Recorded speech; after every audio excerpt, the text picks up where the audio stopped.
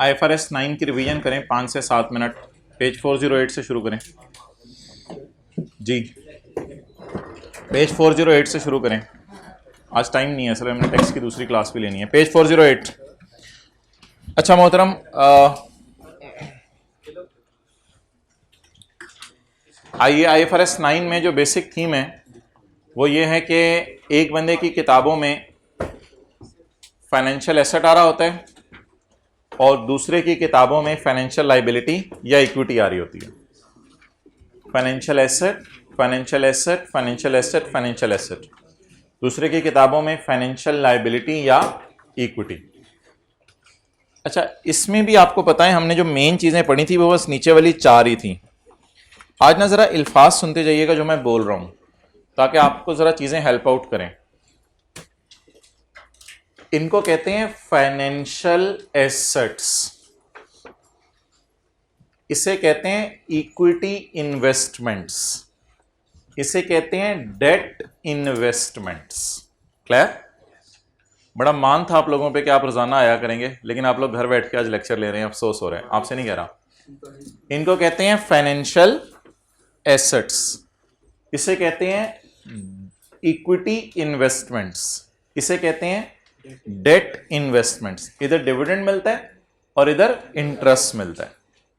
इसे कहते हैं इक्विटी इशू करना, शेयर इशू करना, और इसे कहते हैं डिबेंचर इशू करना, डिबेंचर इशू करना। भाईजान देख लें, नहीं आपको नहीं कह रहा, इनको कहना। फाइनेंशियल एसेट वो होता है, कैश खुद भी फाइनेंशियल एसेट है, किसी और के शेयर खरीदना भी फाइनेंशियल एसेट है, या पैसे लेने का राइट भी फाइनेंशियल एसेट है। एक और लफ्ज अगर पेपर में खुदा ना खास्ता आ गया, फेवरेबल का लफ्ज, बस कोई फेवरेबल चीज हो वो भी फाइनेंशियल एसेट है। ये फाइनल की चीज है, लेकिन फेवरेबल का लफ्ज जरा हाईलाइट कर लें। और दूसरी तरफ अनफेवरेबल। और फाइनेंशियल लायबिलिटी क्या होती है? लायबिलिटी टू डिलीवर कैश या right to receive cash? Liability to deliver cash. Equity instrument क्या होती है? बचा कुचा इंटरेस्ट, बचा कुचा जो भी है वो इक्विटी ओनर्स का है। फाइनेंशियल इंस्ट्रूमेंट्स क्या होते हैं? एक बंदे की किताबों में एसेट आ रहा होता है और दूसरे की किताबों में या लायबिलिटी या इक्विटी।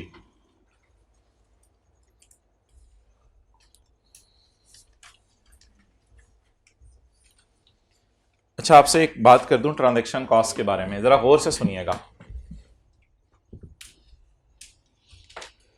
ये ट्रांजैक्शन कॉस्ट नहीं है, ऐसा ही है।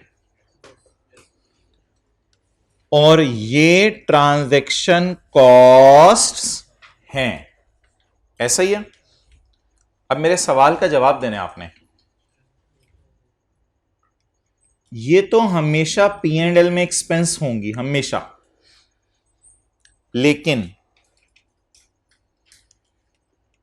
अगर ये इन्वेस्टमेंट इन शेयर्स है और FVTPL है तो ये भी एक्सपेंस होंगी जो ट्रांजैक्शन कॉस्ट है। और अगर ये इन्वेस्टमेंट इन शेयर्स है और FVTOCI है तो ये कैपिटलाइज होंगी। आई होप आपको एक बड़ी मजे की बात समझ आई होगी। जो चीजें ट्रांजैक्शन कॉस्ट ही नहीं है ना, वो तो वैसे एक्सपेंसेस में जानी है। अब अगर एक चीज ट्रांजैक्शन कॉस्ट है तो देखना है मॉडल कौन सा है। मैंने मॉडल में सारे मॉडल्स दिए हैं या सिर्फ एक मिसाल दे दी है इन्वेस्टमेंट इन शेयर्स? मैंने सारे मॉडल्स दिए हैं या सिर्फ इक्विटी इन्वेस्टमेंट्स बाय करने की मिसाल दी है? मैंने डिवेंचर बाय करने की मिसाल नहीं दी, वरना मैं 3 लाइनें बनाता। ठीक है, तो मैंने एक मिसाल दे दी। तो क्या जो चीजें ट्रांजैक्शन कॉस्ट नहीं है वो P&L में हमेशा जाएंगी? Yes, yes. क्या जो चीजें ट्रांजैक्शन कॉस्ट हैं वो P&L में हमेशा जाएंगी? May be, may not. समझ आई बात की? तो पहले डिसाइड होना जरूरी है ट्रांजैक्शन कॉस्ट है भी या नहीं। जब डिसाइड हो जाए ट्रांजैक्शन कॉस्ट है तो कभी कभी वो भी P&L में चली जाती है। अगर मॉडल कौन सा हो? FVTPL। और FVTPL आपको पता है जितने मॉडल FVTPL के हैं वो सारे मेरे ख्याल से ट्रांजैक्शन कॉस्ट को कहां फेंकते हैं? एक्सपेंस में फेंकते हैं। ओके, ये शेयर्स थे। अच्छा, पहली हमारी डिस्कशन है learning objective 2, financial assets, those comprise of equity instruments of N other entity, किसी और के मैंने शेयर्स खरीद लिए, और debt instruments of N other entity. ये equity instruments of N other entity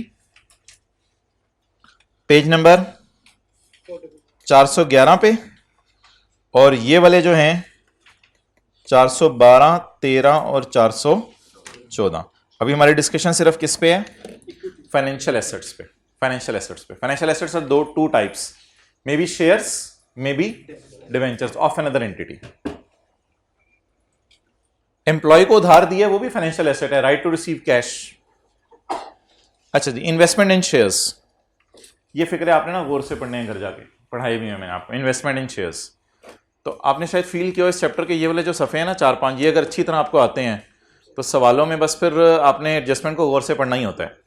अगर आपने शॉर्ट टर्म के लिए शेयर खरीदे हैं तो एफईटीपीएल में डाल दें, अगर लॉन्ग टर्म के लिए खरीदे हैं तो आपके पास बाय डिफॉल्ट एफईटीपीएल की ऑप्शन है। कोई ऐसा तो नहीं बैठा हो जिसने एमसीक्यू की डिस्कशन मिस की हो? एमसीक्यू की डिस्कशन भाई प्लीज ले लें, बड़े अच्छी थी और बड़ा फायदा हुआ था कल सबको, ठीक है। तो एमसीक्यू की डिस्कशन कल कौन सा लेक्चर था?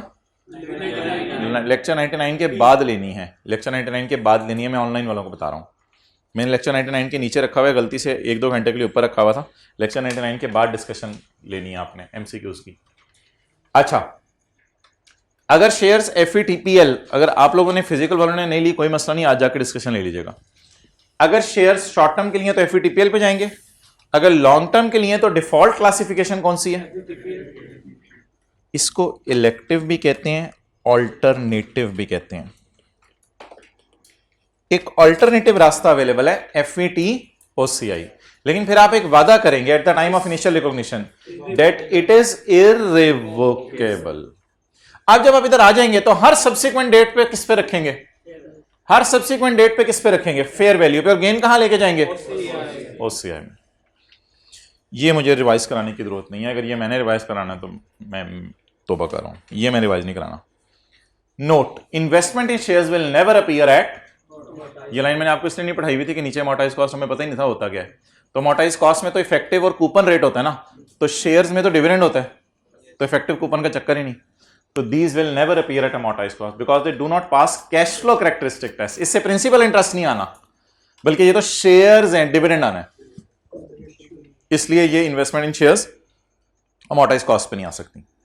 अगर ट्रेडिंग के लिए है तो एफईटीपीएल मैंडेटरी है, और अगर लॉन्ग टर्म के लिए है तो we can make an irrevocable election at initial recognition to measure at FETOC, otherwise it will be kept at FETPL. अच्छा, कल मैं आप लोगों के फ्यूचर के बारे में सोच रहा था, तो मैं कुछ इस नतीजे पे पहुंचा हूं कि शायद हमें संडे को नहीं आना चाहिए, संडे को हम ऑफ करते हैं, लेकिन सैटरडे को फुल फ्लेज वही 2 घंटे वाली क्लास हम रखेंगे, ठीक है। और सैटरडे को रखेंगे, संडे को नहीं आएंगे, या संडे को आ जाएं? नहीं, सैटरडे को रखें। फिर जो अगला संडे है 31 वाला, सिर्फ वो ऑन कर लेंगे, और ताकि 3 से 4 तारीख तक आप फ्री हो जाएं, क्योंकि 5 से आगे आपके पेपर हैं, आपको 1 महीना मिल जाए, बल्कि 31 अगस्त तो 1 दिन और भी आपको मिल जाएगा, तो आपको ताकि 1 महीना मिल जाए। मेरी पूरी कोशिश है 4 तारीख तक आपको फ्री कर दिया जाए। Okay, investment in debt instruments, investment in debentures, इसमें अगर cash flow characteristic test pass हो रहा है, यानी आपने प्रिंसिपल और इंटरेस्ट कमाने और होल्ड टिल मैच्योरिटी है, तो अमोर्टाइज कॉस्ट पे रखें। अगर आपने प्रिंसिपल और इंटरेस्ट कमाने, यानी कैश फ्लोज में आपने प्रिंसिपल और इंटरेस्ट कमाने, भाईजान सुने बातें, और होल्ड टिल मैच्योरिटी और may sell if a good opportunity rise, तो अमोर्टाइज कॉस्ट पे रखें, सॉरी एफईटीओसीए पे रखें, एफईटीओसीए मॉडल पे रखें। और अगर आपने प्रिंसिपल और इंटरेस्ट कमाना है लेकिन बेचने के लिए रखे हुए हैं, तो आप झूठ बोल रहे हैं कि आपने प्रिंसिपल इंटरेस्ट कमाना है, आप बस इसको एफईटीपीएल पे रखें। और अगर आप खुद ही मुंह से कहते हैं मैंने प्रिंसिपल इंटरेस्ट कमाना ही नहीं, मैं तो ये वाला टेस्ट मेरा फेल हो गया है, तो फिर आपने प्रिंसिपल इंटरेस्ट नहीं कमाना, फिर आप किस मॉडल में आ जाएं? एफईटीपीएल। What are the conditions for keeping at amortized cost model? याद रखिएगा, amortized cost, और ये तीनों मॉडल्स हैं, इन मॉडल्स में फॉल करने के लिए ये दो टेस्ट हैं, ये मॉडल्स हैं 3, इन मॉडल्स में फॉल करने के लिए ये दो क्या हैं, टेस्ट हैं, या कैश फ्लो कैरेक्टरिस्टिक टेस्ट है और साथ बिजनेस मॉडल टेस्ट है। तो अगर आपने इन्वेस्टमेंट इन डिबेंचर्स को अमोर्टाइज कॉस्ट पे रखना है, यानी date, effective rate, coupon rate और बैलेंस का कॉलम, अगर आपने अमोर्टाइज कॉस्ट पे रखना है, ये 4 कॉलम डालने हैं, तो 2 शराइत पूरी कर दें। कॉन्ट्रेक्चुअल कैश फ्लो में सिर्फ आप रिसीव करें प्रिंसिपल और इंटरेस्ट, और अगर आपने सिर्फ 2 चीजें कैश फ्लोज में 2 चीजें रिसीव करने का वादा करें, number 1 principal and number 2 interest, और बिजनेस मॉडल टेस्ट के अंदर जो है वो आप होल टिल मैच्योरिटी का वादा करें, तो फिर आप इन दोनों वादों को अगर पूरा कर दें तो आप शेयर्स किस पे रख दें, डिबेंचर्स किस पे रख दें, अमोर्टाइज कॉस्ट मॉडल पे, क्योंकि कैश फ्लो कैरेक्टरिस्टिक टेस्ट और बिजनेस मॉडल टेस्ट आपका पास हो गया। लेकिन बिजनेस मॉडल टेस्ट जरूरी नहीं होल्ड टू कलेक्ट हो सकते हैं business model hold to collect hold till maturity हो, ऐसा भी हो सकता है होल्ड टिल मैच्योरिटी हो और मे सेल इफ अगर ऐसा सिनेरियो है तो फिर आप किसके ऊपर रखें, एफईटीओसीआई पे, डन। और अगर इन दोनों में से कोई बात नहीं है तो फिर किस पे रख लें, एफईटीपीएल पे। अगली बात एक है, वो एक्सेप्शन सी है, अजीब सी बात है, अगर अमोर्टाइज कॉस्ट के दोनों टेस्ट पास हो रहे हैं और आप कहते हैं मैंने रखना भी मैच्योरिटी तक है और मैं सिर्फ प्रिंसिपल इंटरेस्ट लूंगा, एक आना और नहीं लूंगा, लेकिन आपको एफईटीपीएल मॉडल पसंद है, या आप अकाउंटिंग मिसमैच रिमूव करना चाहते हैं। असल ये बात है, आप अकाउंटिंग मिसमैच ये होता है कि फाइनेंशियल लाइबिलिटीज आपने एफईटीपीएल पे रखी हुई हैं, तो फिर ये भी किस पे रख लें, एफईटीपीएल पे। At initial recognition we can irrevocably designate at, if ये दोनों स्टार इनके साथ लगे हुए हैं, इफ इट रिड्यूसेस और एलिमिनेट अकाउंटिंग मिसमैच का एक और नाम रिकॉग्निशन इनकंसिस्टेंसी, यानी लाइबिलिटीज आप किसी और पे रखी हो अमोर्टाइज कॉस्ट पे और ये एफईटीपीएल पे रखी हो, तो ये मैचिंग है या मिसमैचिंग है। अगर आप मिसमैचिंग को अवॉइड करना चाहते हैं तो at initial recognition you can irrevocably designated FETPL. What does it mean, कि अब आप एफईटीपीएल में आ गए तो दोबारा वापस नहीं जा सकेंगे। क्लियर। तो उधर इलेक्टिव मॉडल था कौन सा वाला, ओसीआई। आप उधर, इधर आप एफईटीपीएल में जा सकते हैं कब, अगर आपने अकाउंटिंग मिसमैच रिमूव करना हो। तो ऐसी सूरत में दोनों ऑप्शंस अवेलेबल हैं, अमोर्टाइज कॉस्ट पे भी रख सकते हैं, एफईटीपीएल पे भी जा सकते हैं, चॉइस अवेलेबल है। ओके यार, ये मैंने एग्जांपल्स आपको दी थी, इसमें माजरत तीसरी और चौथी आपको मुझे देनी नहीं चाहिए थी क्योंकि वो पढ़ के समझ नहीं आई होगी, तो पहली और दूसरी मैंने पढ़ता हूँ पहले। ये तीसरी और चौथी आई कि अपनी किताब में डाली हुई है, ये मैं समझा देता हूँ कि इतनी इंपॉर्टेंट नहीं है, इसी दफ़ा किताब में डाली है। Investment in debenture is made for 10 years to collect principal and interest. कौन सा टेस्ट पास हो गया, cash flow characteristic test, which includes 2 things. Number 1, principal and interest. Intention is to hold till maturity. Business लिखा करें, business model test pass हो गया तो किस पे रख दें, अमोर्टाइज कॉस्ट पे। लेकिन अगर पेपर में पूछे कि ऑप्शंस क्या अवेलेबल हैं तो फिर आप खाली अमोर्टाइज कॉस्ट ना बताइएगा। पेपर में अगर कोई थ्योरी का सवाल आ जाए तो फिर आप ऐसे कीजिएगा कि एक ऑप्शन ये भी अवेलेबल है कि इनिशियली हम किस पे रख लें, FETPL. Investment in debenture is made for 10 years to collect principal and interest. कौन सा टेस्ट पास हो गया, cash flow characteristic test. The entity may sell it if a good opportunity rise. ये बिजनेस मॉडल टेस्ट है। Business model test का मतलब ये नहीं है कि business model test hold till maturity है। बिजनेस मॉडल टेस्ट का मतलब है एक और भी तो बिजनेस मॉडल हो सकता है ना, नियत मेरी है मे सेल और मे होल्ड टिल मैच्योरिटी। आप बताएं ये किस पे रखेंगे, एफईटीओसीआई पे रखेंगे। लेकिन इधर भी ऑप्शन अवेलेबल है, आप शुरू से किस पे रख लें, एफईटीपीएल पे। अच्छा,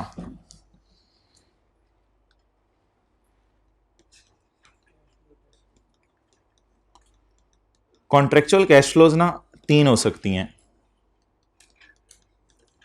प्रिंसिपल, इंटरेस्ट और ऑयल प्राइसेस की चेंज। कई दफा आप किसी मुल्क के अंदर इन्वेस्टमेंट्स करते हैं तो आपकी इन्वेस्टमेंट्स ऊपर नीचे जारी होती हैं, तो आप उसे कहते हैं कि इसको ऑयल प्राइस से लिंक कर दो। और ऑयल प्राइस से, बड़ी टेक्निकल बातें हैं, हमारे सिलेबस की नहीं है, ऑयल प्राइसेस से लिंक कर दो, तो वो लोग ऑयल प्राइसेस से लिंक करके आपको कोई डिफरेंशियल अगर हो ना वो पे करते रहते हैं ताकि आपकी इन्वेस्टमेंट्स डूबे ना। तो ऐसी अगर कोई अरेंजमेंट हो जाए ना तो ये भी आप कॉन्ट्रैक्ट में लिखवाते हैं। एक चीज कॉन्ट्रैक्ट में नहीं लिखवाई जा सकती, वो चीज की फेयर वैल्यू है, वो फेयर वैल्यू है, वो अदर देन ऑयल प्राइस कोई चीज है, वो चीज नहीं लिखवाई जा सकती कॉन्ट्रैक्ट के अंदर, ठीक है। तो कॉन्ट्रेक्चुअल कैश फ्लोज 3 हो सकती हैं। स्टैंडर्ड कहते हैं सिर्फ 2 चीजें अगर कॉन्ट्रेक्चुअल कैश फ्लो में लिखी हुई हैं तो आपने अमोर्टाइज कॉस्ट और एफईटी ओसीआई डालना है। अगर कॉन्ट्रैक्ट में कोई तीसरी कैश फ्लो आपने एग्री कर ली तो फिर भाईजान ये कॉन्ट्रेक्चुअल कैश फ्लो मेरी नजर में इतनी बुरी कॉन्ट्रेक्चुअल कैश फ्लो है कि फिर आपकी चाहे होल्ड करना हो चाहे होल्ड और मे सेल हो, ये कॉन्ट्रेक्चुअल कैश फ्लो जैसे ही आपने मिलावट की बीच में तो फौरन मैं आपको मना कर दूंगा कि अमोर्टाइज कॉस्ट मॉडल यूज करना बंद कर दो। क्यों? इसलिए कि कॉन्ट्रेक्चुअल कैश फ्लो स्टैंडर्ड की नजर में सिर्फ 2 डाली जा सकती हैं। Number one principal and number 2 nothing. ये नहीं लिखा हुआ एंड एनी अदर। तो अगर खुदा ना खास्ता कॉन्ट्रैक्ट में कोई तीसरी कैश फ्लो डल गई तो आपका कौन सा टेस्ट फेल हो जाएगा? Contractual cash flows can only be 2, number 1। But if you agree in contract for a third cash flow तो फिर वो contractual cash flow characteristic test ही फेल हो गया, फिर बिजनेस मॉडल भाड़ में गया। चाहे होल्ड टिल मैच्योरिटी हो, आप अमोर्टाइज कॉस्ट फॉलो नहीं कर सकते। अब इसकी जो इंग्लिश है ना वो थोड़ी मैंने बेहतर करानी है। मैं आईकेप की किताब में देख रहा था, इसकी इंग्लिश जिस तरह लिखी हुई है ना उस तरह मैं आपको करवाने लगा हूं। Investment in debenture is made for 10 years and contractual cash flows are number 1 principal, number 2 interest and number 3 ICAP ने ये लफ्ज लिखा हुआ अपनी किताब में, and contractual cash flows are principal interest and change in oil prices. आप इसकी नियत भी ना पूछें कौन सा टेस्ट फेल हो गया, आप मजबूरन इसको किस पे रखें, आप एफईटीपीएल पे। और अगली मुझे पढ़ने दें, फिर मैं आपको नोट करने का टाइम देता हूं। Investment in debenture is made for 10 years, यही लाइन इधर भी डल जाएगी। And contractual cash flow include number 1, number 2 and number 3 change in. और भाईजान भाड़ में जाए अगली लाइन, द एंटिटी में सेल, इसको छोड़ें। कौन सा टेस्ट फेल हो गया? कैश फ्लोज कितनी होनी चाहिए थी? सिर्फ 2, और आपने एग्रीमेंट में कितनी लिखवा ली हैं? 3। तो इसका मतलब है आपका कैश फ्लो वाला टेस्ट फारिग हो गया। You are bound to record it at FETPL. आपने इसको एफईटीपीएल, हाँ नहीं, बस आप प्रिंसिपल और इंटरेस्ट लेने हैं आपने। जब भी कोई तीसरी चीज मिलावट करके बीच में डाली, कॉन्ट्रैक्ट में डलवा दी, तो फिर फारग हो जाएगा आपको। तो फिर तो बचेगा ही नहीं ना। फिर तो देखे ना, ये वाला टेस्ट पास ही नहीं हो रहा, फिर तो प्रिंसिपल और इंटरेस्ट है ही नहीं ना। फिर आपने ऑयल प्राइसेस चेंज भी डाल दिया तो ये टेस्ट फेल हो गया। तो फेल हो गया तो किधर आ जाएंगे? एफईटीपीएल पे आएंगे। मेरा नहीं ख्याल ये टेस्ट होने का जहाँ से, पता नहीं उसने क्या सीए फाइनल की किताब से उठा के इस साल डाला है, पिछले साल किताब में नहीं थी ये लाइन। ऐसी अजीब सी लाइन है, लेकिन ये इंग्लिश सही कर लें दोनों जगह, ईयर्स के आगे and contractual cash flows include फलां फलां फलां। और अब इसमें मैं आपको ये बताऊं तो ये तो मुझे भी बताते हुए शर्म से आती है। छोटा सा हिंट सुन लें। इसका मेन सवाल कौन सा किया था हमने? क्वेश्चन नंबर 23 किया था। नहीं, 23 तो फाइनेंशियल लायबिलिटी का था यार, ये फाइनेंशियल एसेट का तो 23 नहीं था, 16 था। क्वेश्चन नंबर 16 था। क्वेश्चन नंबर 16 इसका मेन सवाल किया था। इसमें तीनों कैटेगरीज की थी। अमोर्टाइज कास्ट वाले में डेट, इफेक्टिव, कूपन और बैलेंस डाला था। इसमें date, effective, coupon, balance, fair value, as on और फॉर द ईयर। और इसमें टी अकाउंट बनाया था, याद आ रहा है? ओके। इसमें इंटरेस्ट एक्सपेंस में डाला था, इन दोनों में इंटरेस्ट कैपिटलाइज किया था। ट्रांजैक्शन कॉस्ट, इंटरेस्ट मैंने बोल दिया, transaction cost. Interest coupon rate पे किस पे निकाला था? एफईटीपीएल। नहीं, एफईटीपीएल में इंटरेस्ट पीएनएल में जो जाना था वो कूपन रेट में किस पे निकाला था? सिर्फ और उधर जो P&L में जाना था इफेक्टिव रेट। ये बातें ना अभी थोड़ी सी आपको थोड़ी सी हैवी महसूस हो रही हैं जब मैं बात कर रहा हूँ, लेकिन जब सवाल आप खोलेंगे ना ये वाला क्वेश्चन 16, तो अच्छा अच्छा अच्छा, तो आप उन चीज़ों को करते रहेंगे तो बड़ी ईजी महसूस होती हैं, एकदम सारी चीज़ें आ गई हैं ना, तो इसलिए शायद कुछ डेटर्स की मेजरमेंट IFRS 15 में देखेंगे, उसमें कुछ डिटेल है। फेस वैल्यू का एक और नाम पार वैल्यू, पार वैल्यू का एक और नाम नॉमिनल वैल्यू का एक और नाम, it is a value appearing on the face of the instrument. Purchase price का एक और नाम, कोई नाम नहीं। Instrument can be purchased as face value और प्रीमियम और discount. Redemption value, instrument can be redeemed at face value और प्रीमियम और इफेक्टिव रेट क्या होता है, rate exactly discount estimated future cash flow, जो एक्सेल में हमने किया था। और एक्चुअल रेट या कूपन रेट क्या होता है, वो जो फेस के ऊपर लिखा होता है। ठीक है, इनकी डेफिनेशन याद करने की कोई जरूरत नहीं है। आखिरी मॉडल कौन सा था हमारा, फाइनेंशियल लायबिलिटी की डिफॉल्ट कैटेगरी, लोन लिया, लोन लिया। पेपर में कैसे पता चलेगा, issued, issued debenture, issue loan notes, issue फला फला फला। लेकिन FVTPL पे रख लें अगर आपने ट्रेडिंग के लिए लिया है या क्या रिमूव करने के लिए, मिसमैच रिमूव करने के लिए। और FVTPL फिर क्या है, जब रख लिया तो फिर वापस नहीं आ सकते। शेयर्स में FVTOCI रिवोकेबल था और डिबेंचर्स में परचेज करने में FVTPL इरिवोकेबल था, और इधर भी FVTPL इरिवोकेबल है। इसमें एक छोटा सा ट्विस्ट आता है, आपको पता है, इशू प्राइस में से ट्रांजैक्शन कॉस्ट माइनस करनी होती है, प्लस नहीं करनी होती।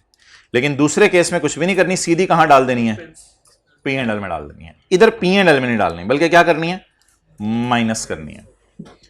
इधर भी इंटरेस्ट नॉमिनल रेट पे निकलता है, मैंने आपको बताया था, इधर भी इंटरेस्ट इफेक्टिव रेट पे निकलता है या नॉमिनल रेट पे, नॉमिनल रेट पे। ओके, इसके बाद रियर एंड के ऊपर गेन आए या लॉस आए, उसके बाद हमने डिसाइड करना होता है कि हमारी वजह से है, ओन क्रेडिट रेटिंग की वजह से या अदर फैक्टर्स की वजह से। ओन वाला कहां डालते हैं, OCI में, और अदर फैक्टर्स वाला P&L में डालते हैं। Credit risk is a risk that one party to will cause a financial loss for another party. Own credit risk is a situation in which our company is in difficulty and we are not in a position to pay our liabilities. अच्छा, other areas को भी हमने lift नहीं करानी। आप कल वाला सवाल निकालें, होमवर्क वाला। कौन सा लेक्चर बनेगा कल वाले, दोनों होमवर्क वाले सवाल मैंने कराने हैं। आपका टाइम तो ज़ाया हो रहा होगा, लेकिन मैं क्या करूं, अब मैंने दोनों सवाल करवाने हैं। Page number 2, page number 2। Adeel limited regularly invests in assets. तो ये इन्वेस्टमेंट एसेट्स में शायद शेयर्स हो, शायद डिवेंचर्स हो, पता नहीं क्या है। Regularly invest in assets, regularly invest in assets. होते शेयर खरीदता हो, होते डिवेंचर खरीदता हो। कल जो सफा बांटा था, and those are measured at FV। और जो शेयर खरीदता है या डिवेंचर खरीदता है, उनको किस पे रखता है, FVTPL पे। On 2 January AL issue debenture. हमारा सवाल कुछ हो रहा है, हमारा परचेज करने वाला नहीं है, हमारा किसके वाला है, इशू। ये 9% क्या है, coupon rate at nominal value of 1 lakh. Nominal value का मतलब face value. To finance a similar investment. हमने लोन क्यों लिया है, ताकि हम डिवेंचर खरीदें या कोई एसेट खरीदें। हमने लोन इसलिए लिया ताकि हम डिवेंचर खरीदें। The management has decided to classify these debentures to be measured at fair value. तो फाइनेंशियल लायबिलिटी अंडरलाइन कर लें, इशूड का मतलब फाइनेंशियल लायबिलिटी। फाइनेंशियल लायबिलिटी में कौन सा model, FVTPL, in order to avoid the mismatch. Fees paid to broker is minus नहीं होगी, माइनस नहीं होगी। ये FVTPL है, यहां पे माइनस नहीं होगी, यहां एक्सपेंसेस में जाएगी। The fair value of the debenture was 108। Entries करवाना शुरू करें, 1 लाख रुपए की। पहले जरा डिवेंचर का अकाउंट बना लेते हैं। भाईजान, इस डिवेंचर के अकाउंट में इंटरेस्ट नहीं आना। इंटरेस्ट जो भी होगा वो कूपन रेट पे रिकॉर्ड होगा। इफेक्टिव वाली कैलकुलेशन नहीं करनी, मोटाइज कॉस्ट नहीं है। 1 जनवरी 2000 नहीं दिया, आप बस आ जाया करें आप लोग, ये काफी है। कैश डेबिट लोन क्रेडिट बोले जी, 1 लाख रुपए। आराम से भी ये समझाया जा सकता है हमें हर दफा ये। अच्छा जी, the fair value of debenture was 108 on 31 December 18। रुक जाएं, आगे ना पढ़ें।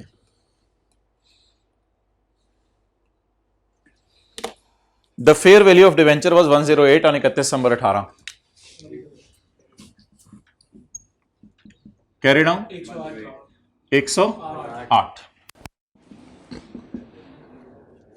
आप कह रहे होंगे लोन्स में भी ऐसा होता है 100 रुपए की जगह 108 वापस करने हो? भाई कोई भी वजह बन सकती है यार, कुछ भी छोड़ें, इस बात को छोड़ें। अच्छा, अब 100 की बजाय हमारी लाइबिलिटी किस पे चली गई? 108 पे। अब 100 की बजाय हमारी लाइबिलिटी किस पे चलेगी बोले? 108 पे। अब 100 की बजाय अगर मैंने 108 वापस करना है तो ये बता दें ये खुशी की बात है या गम की बात है? गम की बात है।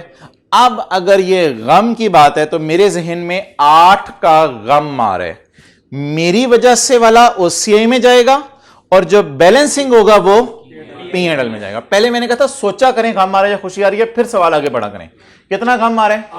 8 से लाइबिलिटी बढ़ रही है, 8 से लाइबिलिटी बढ़ रही है, तो लाइबिलिटी बढ़ने पे क्या होगा? मुझे गम होगा। 8 का गम मेरी वजह से है या मार्केट की वजह से, अभी मुझे नहीं पता। जो गम मेरी वजह से हुआ वो ओसीआई में, जो गम मार्केट की वजह से हुआ there was no change in our credit rating. मेरे बारे में लोगों की कोई और राय नहीं बदली। इसका मतलब है सारा रोल किसने प्ले किया? बता दें किधर जाएगा? घर में कितने लोग P&L में लेके गए थे? एक्सेलेंट, P&L में ले गए थे। कितना जी? 8। चलें जी नेक्स्ट। मुझे भी अजीब अजीब सा लग रहा था light. The fair value of debenture was 102 at 31 December 19। मैंने आपको कहा था कि अगली लाइन पढ़े बगैर पहले फेयर वैल्यू देखनी है, लेकिन आप लोगों ने नई बात मानी, घर में पूरी लाइन पढ़ के परेशान हो रहे थे। तो पहले ना फेयर वैल्यू ढूंढ लिया करें, फिर उसके बाद अगली लाइन पढ़ा करें। बीडी बोलें 100, सीडी जरा बताएं लाइबिलिटी क्या हो रही है? लाइबिलिटी कम होने पे हमें क्या होती है? खुशी। लाइबिलिटी कम होने पे हमें क्या होती है? खुशी।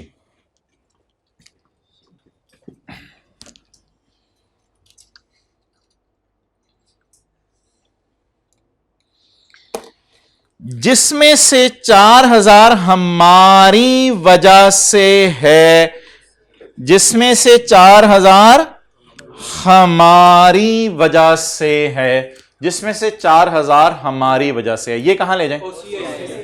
आज उसने बताया ही नहीं ये 4000 की खुशी हमारी वजह से है या 4000 का गम हमारी वजह से है। उसने नहीं बताया कि 4000 की खुशी हमारी वजह से है या 4000 का गम हमारी वजह से है।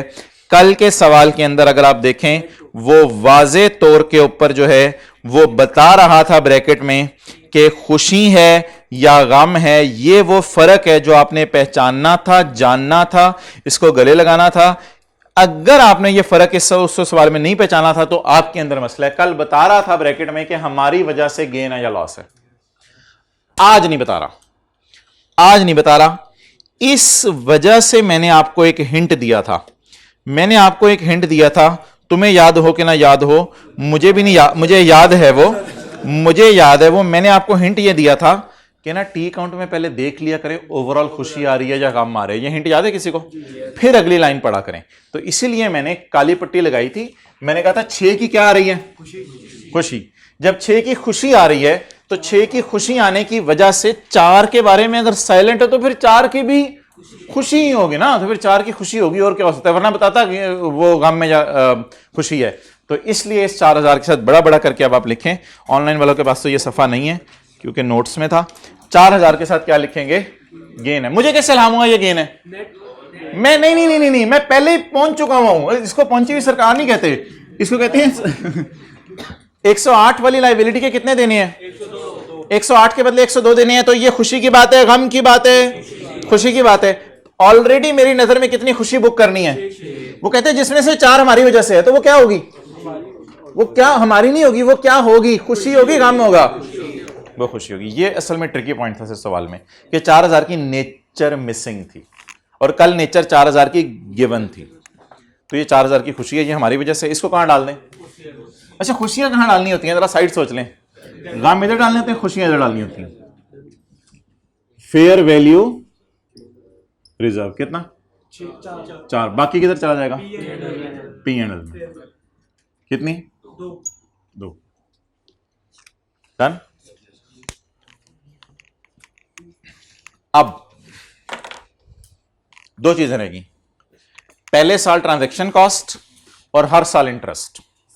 2 चीजें रहेगी बस, पहले साल और हर साल इंटरेस्ट। वो एंट्रीज मैं अलग से करवा देता हूं, पहले इसकी कर लें। कैश डेबिट लोन क्रेडिट 100 रुपया, P&L डेबिट लोन क्रेडिट या डिवेंचर क्रेडिट।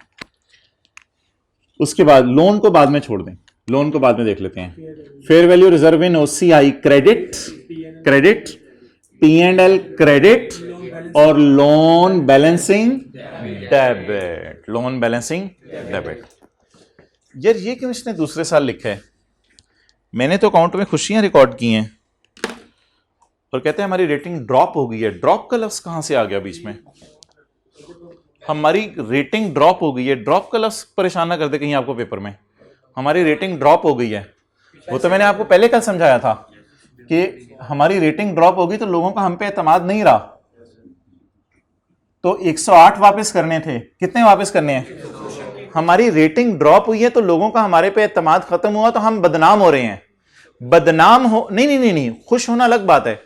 क्या अगर 108 की बजाय मैंने लोगों को 102 वापस करने हो तो मेरी बदनामी होगी? भाई करें होगी। अच्छा ठीक है, 108 की बजाय 102 मैंने लोगों को वापस करने हो तो भरे बाजार में मेरी बदनामी होगी। इस बदनामी को कहते हैं रेटिंग ड्रॉप होना। लेकिन मेरा अभी कोई और सवाल है, P&L के एंगल से सोचें, अगर लाइबिलिटीज कम हो रही हो तो इस पे मुझे अंदर ही अंदर से, चेहरे पे तो शायद गम हो लोगों के सामने, लेकिन घर जाके मैं खुश हो रहा हूं। किस बात के ऊपर? कि 108 वालों को सिर्फ कितने देने हैं? 102 देने हैं। तो ये ड्रॉप का लफ्ज कहीं आपको ड्रॉप ना कर दे, कहीं परेशान नहीं होना आपने इंशाल्लाह। चलें जी, अब किसकी एंट्रीज रहेगी? ट्रांजैक्शन कॉस्ट की। और ट्रांजैक्शन कॉस्ट की एंट्री सिर्फ कब किया करनी है? पहले साल। आखिरी साल बेचने पे भी ट्रांजैक्शन कॉस्ट की एंट्री हुआ करेगी, लेकिन वो शायद हमारे सिलेबस में नहीं है, बेचना तो हमारे सिलेबस में नहीं है। तो transaction cost expense debit cash credit कितने से? 2000 रुपए से। और इंटरेस्ट, अगर इस सवाल में तंग करने के लिए इफेक्टिव और मार्केट रेट दे देता, इफेक्टिव रेट भी दे देता 10%, मार्केट रेट भी दे देता 11%, हम करके हम सिर्फ कूपन रेट को ढूंढते। हमें कैसे इल्हाम होने कूपन रेट को ढूंढते? हमारे पास कोई इल्हामी ताकत नहीं है। हमें जो है वो ये बात पता है, पेज नंबर 415 पे, 415 पे हमने लिखा हुआ था नॉमिनल रेट यानी कूपन रेट यूज करना है। तो जो जो रेट यूज करने हैं वो याद कर लें, और जो बकाया रेट होंगे वो इग्नोर करने होंगे पेपर। ये था जी पहला सवाल कल का होमवर्क में। दूसरा निकालें आप, पास पेपर का क्वेश्चन। 1 मिनट इधर, एक चलिए पहले वो सवाल निकाल लें। पास पेपर क्वेश्चन 3 430। अच्छा, फायदा हुआ इस होमवर्क की डिस्कशन का कुछ? ये वाला जो है, चलें ठीक है, फिर 435 भी कर लेते हैं।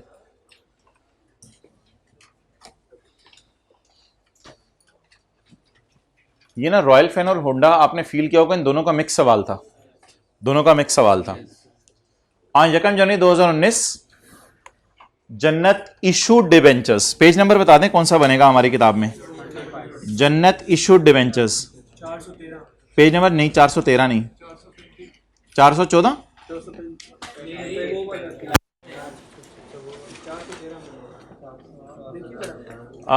रहने दिया करें। 415 इशूड डिबेंचर्स ना, फाइनेंशियल लाइबिलिटी, ठीक है। अच्छा, आप दिल पे तो नहीं ले लेते ऐसी बात कोई? अच्छा, ले भी लेते हैं कभी कभी, लेकिन फिर इग्नोर कर देते हैं घर जाके। और 1 जनवरी 2019 जन्नत ने लोन लिया। जन्नत को कहां से लोन की जरूरत है? अच्छा, बहरहाल, तो आज 1 जनवरी 2019 जन्नत लिमिटेड इशूड डिवेंचर, यानी जन्नत ने लोन लिया। कौन सा पेज लगेगा? 415 लगेगा। मेहरबानी, वो बहुत बहुत आपने एहसान किया मुझे बता के। Of ₹100 each at a premium of ₹10 each. चलें जी, शुरू करते हैं। Face value 1.6 million debentures multiplied by ₹100 is equal to ₹160 million. ये फेस वैल्यू हो गई। चलें जी आगे चलें, टाइम हो तो फिर रज के जाया हो। Eight a premium of ₹10 each, eight a premium of ₹10 each, क्या आपका मशवरा है? परसेंटेज दी हुई है या अमाउंट दी हुई है? तो अब 110 से मल्टीप्लाई करूं, 100 रुपए से मल्टीप्लाई करूं या 110 से? उधार 100 रुपए का मांगा था लेकिन मिला कितना? 110। तो इशू प्राइस छा गए हो बड़ी। Issue price 1.6 million shares issue करके कितना सरमाया आया? 176। कितने लोग इस तरह प्यार प्यार से लेके चले थे सवाल को? ठीक है, कितने लोग थोड़ा सा इन लाइनों की वजह से कंफ्यूज हुए थे? थोड़ा सा कंफ्यूज हुए थे, एक दो हाथ खड़ा कर रहे हैं। तो नॉर्मल तरीके से लेके चलें, पहले इनको ना कन्वर्ट कर लें। मैं जब भी क्लास में सवाल कराता था आपसे 3 सवाल पूछता था, फेस वैल्यू बताओ, इशू प्राइस बताओ, रिडेम्पशन प्राइस बताओ और कूपन रेट बताओ, इफेक्टिव रेट बताओ। ये सारी चीजें हम पूछते थे। ट्रांजैक्शन कॉस्ट भी लिख लेते हैं, अगर लिखनी है इसी डेटे में मैं लिख देता हूं। Next, transaction cost associated with issuance of debenture. ये इशू करने वाले ने इनकर की है, दूसरे ने नहीं की। दूसरे की किताबों में एंट्री नहीं करनी थी। एक बार याद, ये सवाल में ट्रिकी पॉइंट था भाई। लॉयर को एक ही बंदा पैसे दे सकता है अनलेस के दोनों आपस में शेयर कर लें। सवाल बता दे, इशू करने वाले ने ये ट्रांजैक्शन कॉस्ट इनकर की है, मुझे कैसे पता चल रहा है? The transaction cost associated with issuance was 5.5। It means कि ये ट्रांजैक्शन कॉस्ट जन्नत ने बर्दाश्त की है 5.5 पर डिबेंचर। तो ट्रांजैक्शन कॉस्ट की भी फिगर मिसिंग है, कोई मसला नहीं। कितने debenture? 1.6 million debenture into ₹5.5 8.8 million. Abu Bakar वो या उधर से भाई ब्लैक मार्कर ला दें अच्छा सा। Next, the coupon rate is 16% per annum. ओए खुशी कितों आ गई, पहले जन्नत खत्म हो जाए। ये कुछ नहीं होता ये अगस्त में शुरू हो जाता है होना।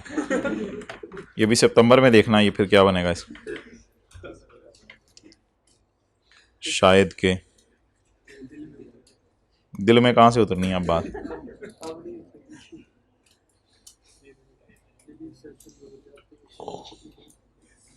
खुशी को फारग कराएं। द अप्रॉक्सीमेट इफेक्टिव रेट पर 15% एंड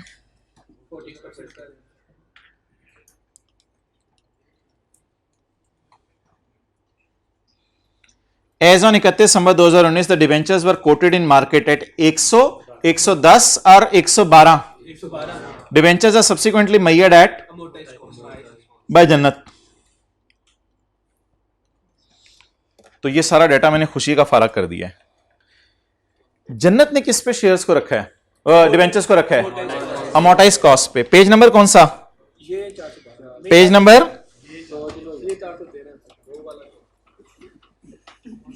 पेज नंबर 415। और यार तू खुशी की तरफ चला गया, अभी जन्नत नहीं खत्म हुई।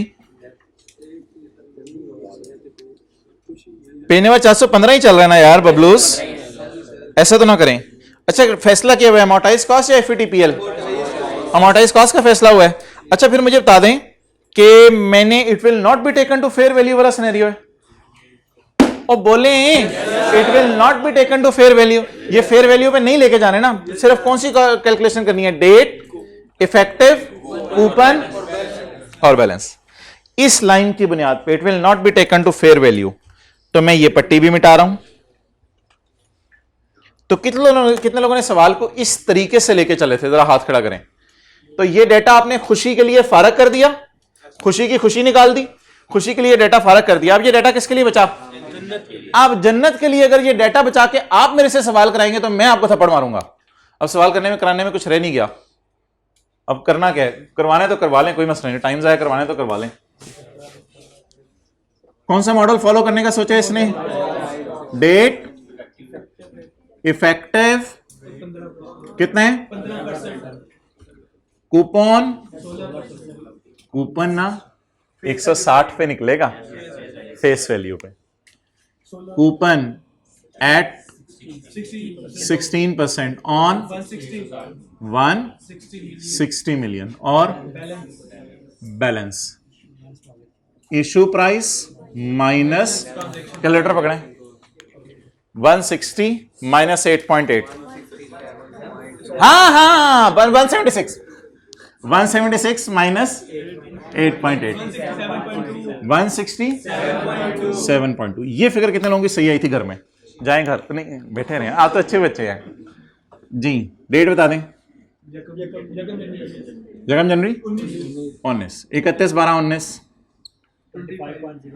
इसका 15% 0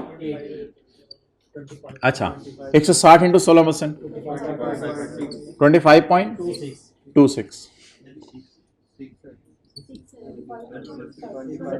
25.6 अच्छा 8 डालना है इसका बैलेंस शीट नहीं मांगी हुई जनरल एंट्रीज मांगी हुई है ये 3 एंट्रीज काफी हैं cash debit loan credit interest debit loan credit loan debit cash credit लेकिन लोन की जगह लफ्ज यूज करेंगे डिबेंचर का कैरी डाउन का मैंने कुछ नहीं करना आप लोगों ने 4 डालना हुआ घर जाके डाल लीजिएगा मुरब्बे डन हो गया जी जनरल एंट्रीज होगी पहले साल की किसकी जन्नत की आप किसकी एंट्रीज करनी है खुशी की एंट्रीज करनी है जन्नत हो गई आप खुशी की एंट्रीज करनी है अच्छा गलतियां बताएं छोटी छोटी जो गलतियां आपने की होंगी इस फिगर में इस फिगर में इस फिगर में इस कैलकुलेशन में हाथ खड़ा करके गलतियां बताते रहे जरा एक एक करके ट्रांजैक्शन कॉस्ट को ऐड कर दिया था आपको ना मैं एक पूड़ी दे रहा हूं आपने ना इस पूड़ी को घर जाके खा लेना है और भाई और कौन सी गलती हुई क्या गलती अब वो बता नहीं रहा गलती और कौन से क्या और क्या आपसे क्या गलती हुई थी किया ही नहीं और क्या गलती हुई थी आप ये सारी पूड़ियां ना खा लेना घर जाके क्या गलती हुई थी जल्दी बताओ यार हद होगी कोई गलती क्या गलती हुई थी और जन्नत में पहले गलती था खुशी में नहीं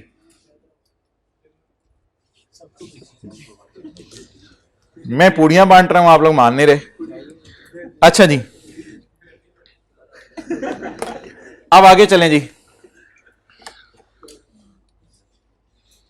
खुशी लिमिटेड परचेज 0.32 मिलियन डिवेंचर्स अगर 0.32 इसने खरीदे हैं तो 1.6 में से बाकी किसी और ने खरीदे होंगे और Khushi limited debentures are subsequently measured at FVTPL by KL क्या ये लाइन अंडरलाइन कर दी मैंने परचेज डिवेंचर्स पेज नंबर 415 नहीं है पेज नंबर 412 13 और 14 पेज नंबर 412 की हेडिंग क्या है परचेज डिवेंचर्स ये लिखा हुआ है परचेज डिवेंचर्स पेपर में कोई एंकी फेंकी सवाल आया मैंने आपको इसी सफे से ढूंढ के बता देना पेपरों के बाद ये देखो यहां ये लिखा हुआ था तो इन सफों को गौर से पढ़ें सब कुछ इन्हीं में है परचेज डिवेंचर्स डन हो गया जी रख ले किस पे है FVTPL पे अब आप मुझे ये बता दें अगर मैंने FVTPL पे रखने हैं तो ये डिसीजन ट्री अल्लाह का शुक्र है उसने नहीं लगवाया मेरे से पेपर में ये उसने मुझे दे दिया ठीक है सब्जी काट के दे दी अब मैंने सिर्फ सालून बनाना है तो ये सारा आपने रिवाइज करना था पहले घर में बैठ के इस सारे को रिवाइज करके फिर आपने सवाल करना शुरू करना था फेयर वैल्यू यानी परचेज प्राइस पे मैं रिकॉर्ड करूंगा इंटरेस्ट में ट्रांजैक्शन कॉस्ट एक्सपेंस में डालूंगा ये ट्रांजैक्शन कॉस्ट कर नहीं रहा अगर आपने ट्रांजैक्शन कॉस्ट की एंट्री डबल कर दी थी ना तो दोनों पागल नहीं है कि लॉयर को पे करें तो ये ट्रांजैक्शन कॉस्ट कर ही नहीं रहा था इनका अगली बात इंटरेस्ट इनकम जो मैंने रिकॉर्ड करनी थी वो कूपन रेट पर कैलकुलेट करनी थी फेस वैल्यू पे रेट लगा के और आगे इन्वेस्टमेंट्स को ईयर एंड पे किस पे लेके जाना था विद गेन और लॉस टेकन टू P&L और रादर मैंने क्या बनाना था टी अकाउंट बनाना था अब मुझे आप 3 चीजें लिखवाएं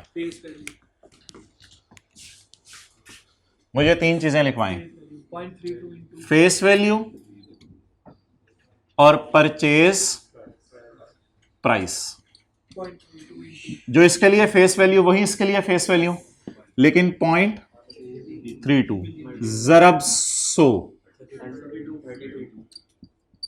3200 जो इसके लिए इशू प्राइस, जो इसके लिए इशू प्राइस, वो इसके लिए परचेज प्राइस इनटू, यार उसने प्रीमियम पे इशू किया तो इसने प्रीमियम पे बाय किया ना, परचेज प्राइस 35.2। रिडेम्पशन की टेंशन नहीं लेनी, टी अकाउंट बना लेते हैं, टी अकाउंट बना लेते हैं।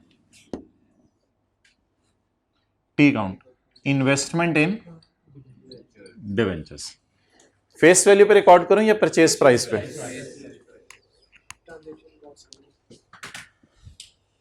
किस पे रिकॉर्ड करूं? परचेज प्राइस पे। ये फेस वैल्यू है। फेस वैल्यू सर आपने क्यों निकाली है? इंटरेस्ट निकालना है मैंने, इसलिए 32 को भी लिफ्ट ना कराएं, परचेज प्राइस पे रिकॉर्ड करें जी। यकम जनवरी 19 कितना? 35.2, 31/12/19 कैरी डाउन। कितने का हो गया शेयर इसके लिए? 100। बड़ा मजे का सवाल था और अगर आप लोगों ने कर लिया ना, I really appreciate you people. 0. Multiplied by 112। कुछ लोगों ने ना ये फेस वैल्यू नहीं निकाली होगी घर में, मेरा गालिब गुमान है। कुछ लोगों ने ये फेस वैल्यू घर में नहीं निकाली होगी, इस वजह से इंटरेस्ट भी उन्होंने शायद इसी पे निकाल दिया हो। अच्छा 35.8 with gain on loss taken to P&L 6। ये 84 है इधर 0.64। एंट्री बता दें, investment debit, cash credit, investment debit और P&L credit, investment debit cash credit और इन्वेस्टमेंट डेबिट P&L क्रेडिट। हाँ वो तो रहती है, ये तो इंटरेस्ट, ये तो नॉर्मल एंट्रीज है ना, ये तो कर दो पहले। Investment debit cash credit, investment debit P&L credit. अब दो एंट्रीज रह गई, एक ट्रांजैक्शन कॉस्ट की और एक हर साल इंटरेस्ट की। ट्रांजैक्शन कॉस्ट की एंट्री में इसलिए नहीं करा कि इशूअर ने एंट्री वो की है, ट्रांजैक्शन कॉस्ट नहीं कर, मैंने की नहीं। पीछे किसकी एंट्री रहेगी? इंटरेस्ट की। इंटरेस्ट मिलना है या देना है? मिलना है। जरा देख लेते हैं मिलना किस पे है? नॉमिनल रेट पे, एट फेस वैल्यू। जिन्होंने फेस वैल्यू पे नहीं निकाला, इन्होंने और इन्होंने। आपको मैं ये पूड़ी बना के दे रहा हूं, ये पूड़ी आपने सुबह दोपहर शाम इस्तेमाल करनी है। अच्छा ठीक है, तो अब आप जो है वो बता दें इंटरेस्ट की एंट्री कितने रुपए से होगी? Cash debit interest income. यार जब वो अमोर्टाइजेशन शेड्यूल ना बन रहा हो ना, तो फिर इंटरेस्ट को डायरेक्ट कैश में लेके जाते हैं, फिर इंटरेस्ट को वो अकाउंट से रूट नहीं कराते, बस डायरेक्ट कैश में लेके जाते हैं जी। Face value 32। ढूंढे फेस वैल्यू, ढूंढे कूपन रेट। पता ये चला कि इसका इफेक्टिव रेट इग्नोर करना था, ये जो 14% दिया हुआ था। क्यों इग्नोर करना था? क्योंकि ये मॉडल कौन सा है? P&L। तो ये ना याद करें कौन से रेट इग्नोर करने हैं, ये याद करें कौन से रेट यूज करने इनटू 16%, 5.12। ये फिगर कितने लोगों की सही थी, ये कितने लोगों की गलत थी? जिन्होंने दोनों दफा हाथ खड़ा नहीं किया वो जरा हाथ खड़ा करें। अच्छा चलो ठीक है यार, रिवीजन ही करते हैं, छोड़ें और रिवीजन करें इसकी। मुझे थोड़ा सा ना आपकी शक्लें देख के दुख हुआ है। एक सवाल और कर दें। जी जी जी होगी इंशाल्लाह, जैसी भी आप कह रहे हो कर लेंगे, आपके फ्यूचर की मुझे फिक्र है। आप एक फिगर और एक और कैलकुलेशन परफॉर्म करें। आपको मैं 2 मिनट दे रहा हूं, आप पेज नंबर 753 पर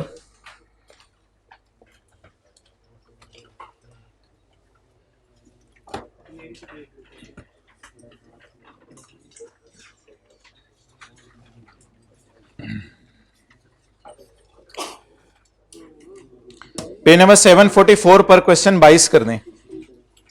पेज नंबर 744 पर क्वेश्चन नंबर 22 कर दें।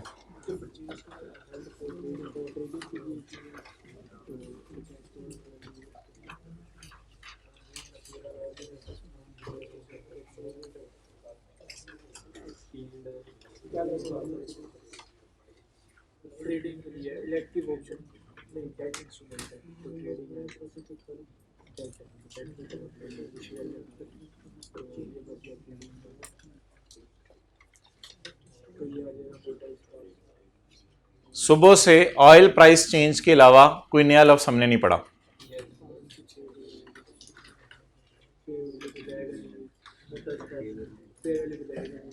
बता दें अब कैलकुलेशन करनी है डेट, इफेक्टिव रेट, इंटरेस्ट और बैलेंस वाली, या टी अकाउंट बनाने? टी अकाउंट बनाने। ये वाला सवाल है ना यार, ये वाला सवाल है। डिवेंचर बाय किए हैं तो कर दें टी अकाउंट बना दें, टी अकाउंट बना दें। फॉरेन करेंसी में तो कोई फर्क नहीं पड़ता ना, फॉरेन करेंसी से तो खेलना आपको आता है, उससे क्या फर्क पड़ता है? फॉरेन करेंसी में मल्टीप्लाई कर दीजिएगा फेयर वैल्यू को, बाहर के मुल्क में खरीदे में बस।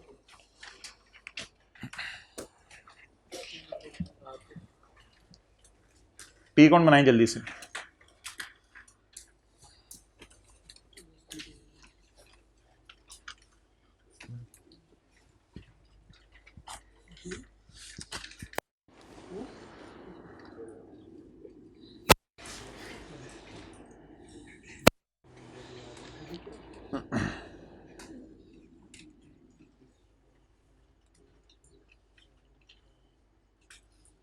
उस क्लास में दूसरी लाइन में एक बंदा बैठा हुआ है, उसकी किताबें सामने खुली हुई हैं, वो बंदा नज़र नहीं आ रहा। तब फील करें वो है, आपको नज़र नहीं आ रहा। दूसरी लाइन में है ना, दूसरी लाइन में है।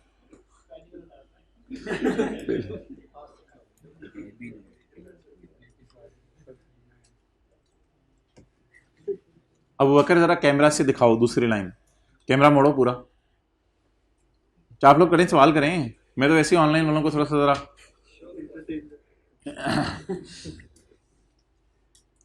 आज ये हाइब्रिड क्लास पहली दफा देखने लगे ऑनलाइन वाले। ये दूसरे लाइन में फील करें, एक बंदा बैठा हुआ है, फील करें, वापस ले आओ, आ ना जाए वो।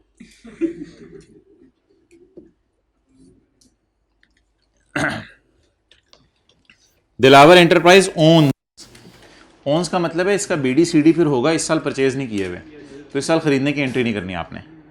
Ons debt instruments purchase from North America, साढ़े साउथ अमेरिका नहीं जा रहा, नॉर्थ अमेरिका पहुंचे हैं।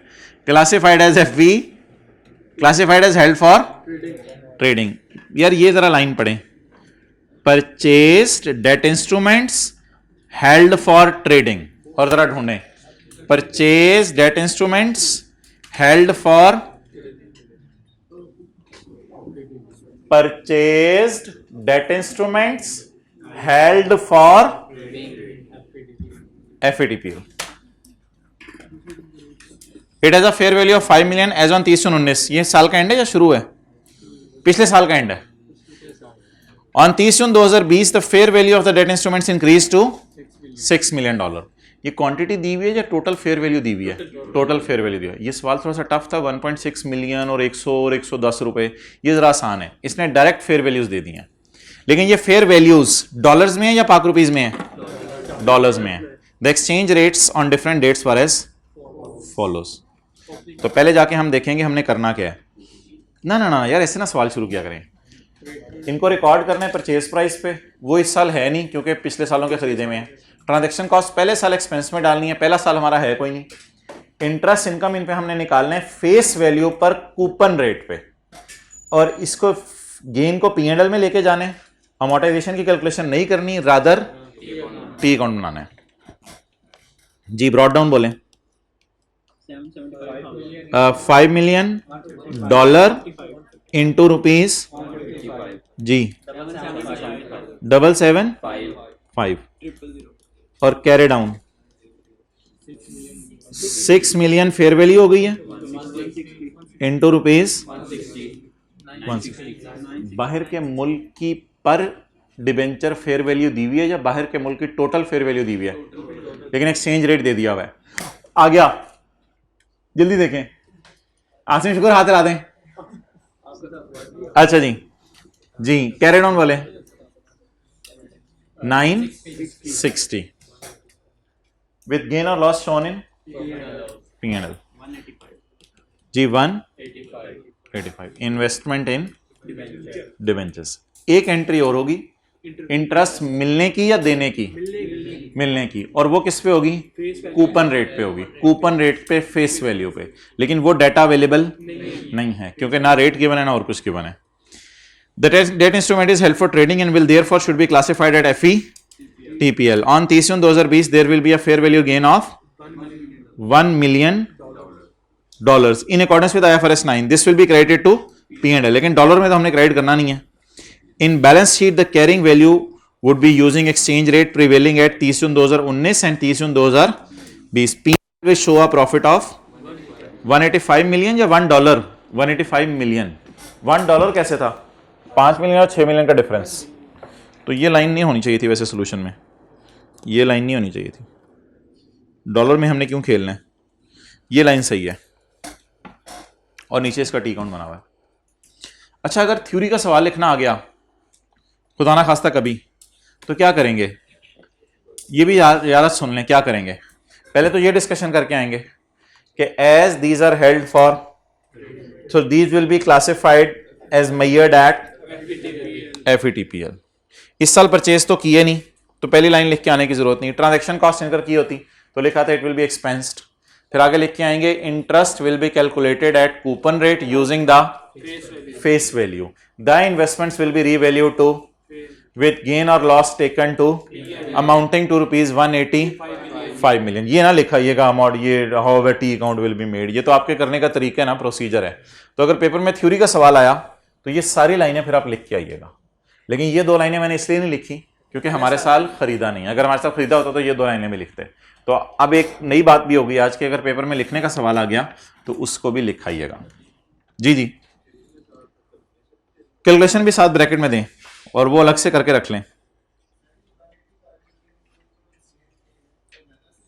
नहीं, बस एक्सचेंज गेन और फेयर वैल्यू गेन इकट्ठा ही आ जाएगा। जी, पेज नंबर 419 पे आए। ये आई कि आपने अपनी किताब में एक समरी दी हुई है पेज नंबर 419 पे। आप इससे एग्री करते हैं? पेज 419 पे summary of transaction cost, FVTPL all types, expense out. Financial assets कौन से होते हैं? लिखें, इन्वेस्टमेंट इन शेयर्स और investment in debentures. Page number 411 से लेके 414 तक फाइनेंशियल एसेट्स हैं। Financial assets other than FVTPL। Financial asset other than FVTPL का क्या मतलब है? एक्सेलेंट। शेयर्स OCI वाले और डिबेंचर अमोर्टाइज कॉस्ट और OCI वाले, इनका क्या करना होता है? Record financial asset at fair value plus transaction cost. Fair value से मुराद लिखें purchase price plus transaction cost. Financial liabilities other than FVTPL, ये कौन सा पेज है? Financial liabilities other than FVTPL 415। कौन सी वाली बची? Amortised. Record financial liability at issue price, fair value होती है issue price minus transaction cost. यार ये ना एक लफ्ज सुन लें, हमारे ना 3 लफ्ज हैं, फेस वैल्यू, परचेज प्राइस और लोन के लिए इशू प्राइस और रिडेम्पशन। ये 3 लफ्ज हैं। इसको ना फेयर वैल्यू भी कहते हैं। कभी कभी सवालों में लिखा था we purchased share at fair value, तो इसको फेयर वैल्यू भी कहते हैं। मार्केट में जितने का परचेज हो रहा है या लोन जितने का इशू हो रहा है, इसको फेयर वैल्यू भी कहते हैं। बहरहाल 3 लफ्ज हैं हमारे लिए इंपॉर्टेंट। नंबर 1 फेस वैल्यू, और रेड मार्कर से हम लिखते थे परचेज प्राइस और ग्रीन मार्कर से हम लिखते थे रिडेम्पशन वैल्यू। और फेस वैल्यू और परचेज प्राइस में फर्क क्यों होता है? डिस्काउंट या प्रीमियम की वजह से। फेस वैल्यू और रिडेम्पशन में फर्क क्यों होता है? डिस्काउंट या प्रीमियम की वजह से। डन। ओके,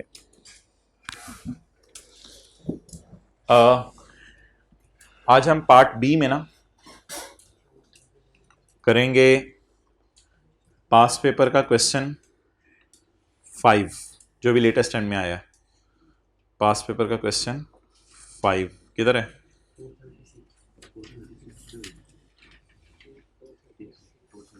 फोर 36 पे। चलें वो देख लेते हैं अभी बाद में। अभी आप को एक मैंने सफ़े बांटे हैं ऑनलाइन में, मैं वो सफ़ा 7 लगा दूंगा दूसरे नंबर पे। कुछ मैंने सफ़े बांटे हैं FR1 वाली बातें, वो ज़रा देख लें। फाइनल अकाउंट की तरफ वापस आ जाएं। कल जो हमने सवाल किया था फिक्स वाला, बहुत ज़्यादा टाइम ज़ाया किया हमने, घंटा हमने ज़ाया कर दिया कल की चीज़ें रिवाइज़ करने में। पता नहीं शायद आपको फ़ायदा हुआ हो, शायद ना हुआ हो गया फ़ायदा? चलें फिर पैसे पूरे हो गए, ठीक है। अच्छा मुझे बता दें जी, ट्रेड डिस्काउंट का दूसरा नाम क्या है? Sale discount. ट्रेड डिस्काउंट का दूसरा नाम क्या है? Sale discount. एक चीज बाजार में 100 रुपए की है, लेकिन दुकानदार ने ज्यादा चीजें खरीदने की वजह से आपको 10 रुपए का डिस्काउंट दे दिया, तो बता दें चीज आपने कितने की बाय की? 90 रुपए की।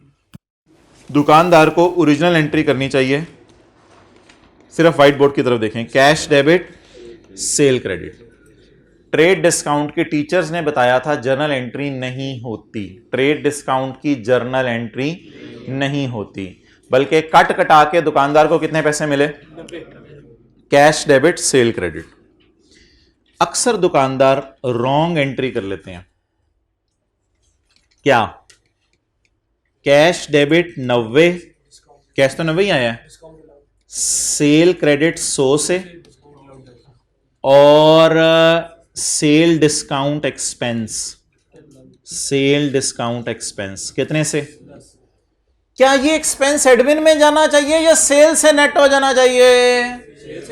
बता दें, क्या ये सेल 100 पे नजर आनी चाहिए हमारे P&L में, और ये एडमिन एक्सपेंसेस में जाना चाहिए 10 रुपए, या सिर्फ P&L के मुंह पे 90 रुपए नजर आने चाहिए?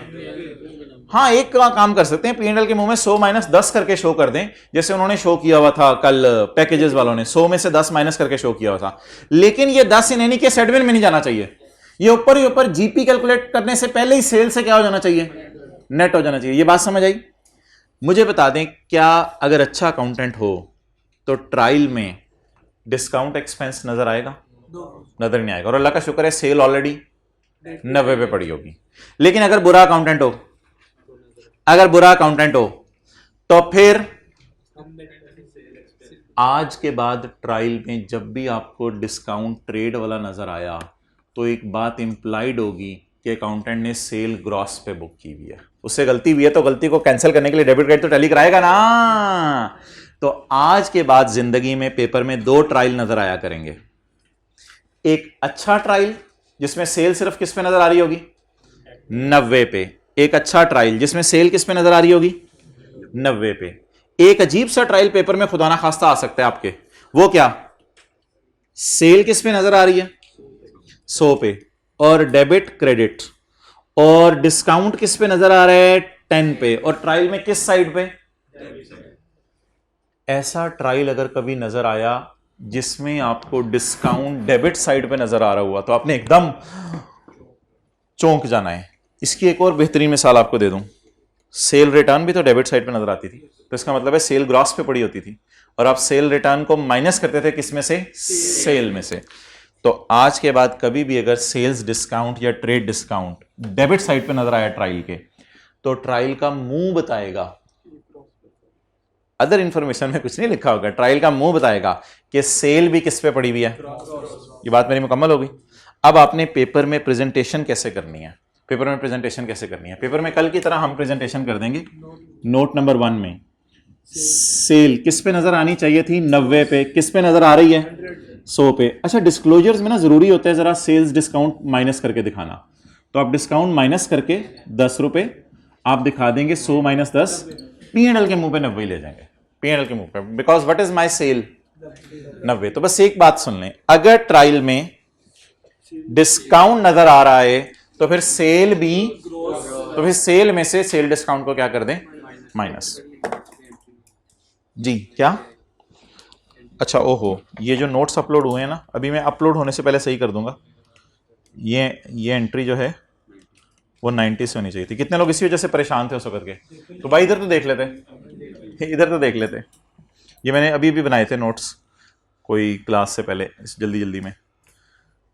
डन हो गया जी? तो नोट्स अपलोड करते हैं इंशाल्लाह, मैं सही अपलोड करूंगा।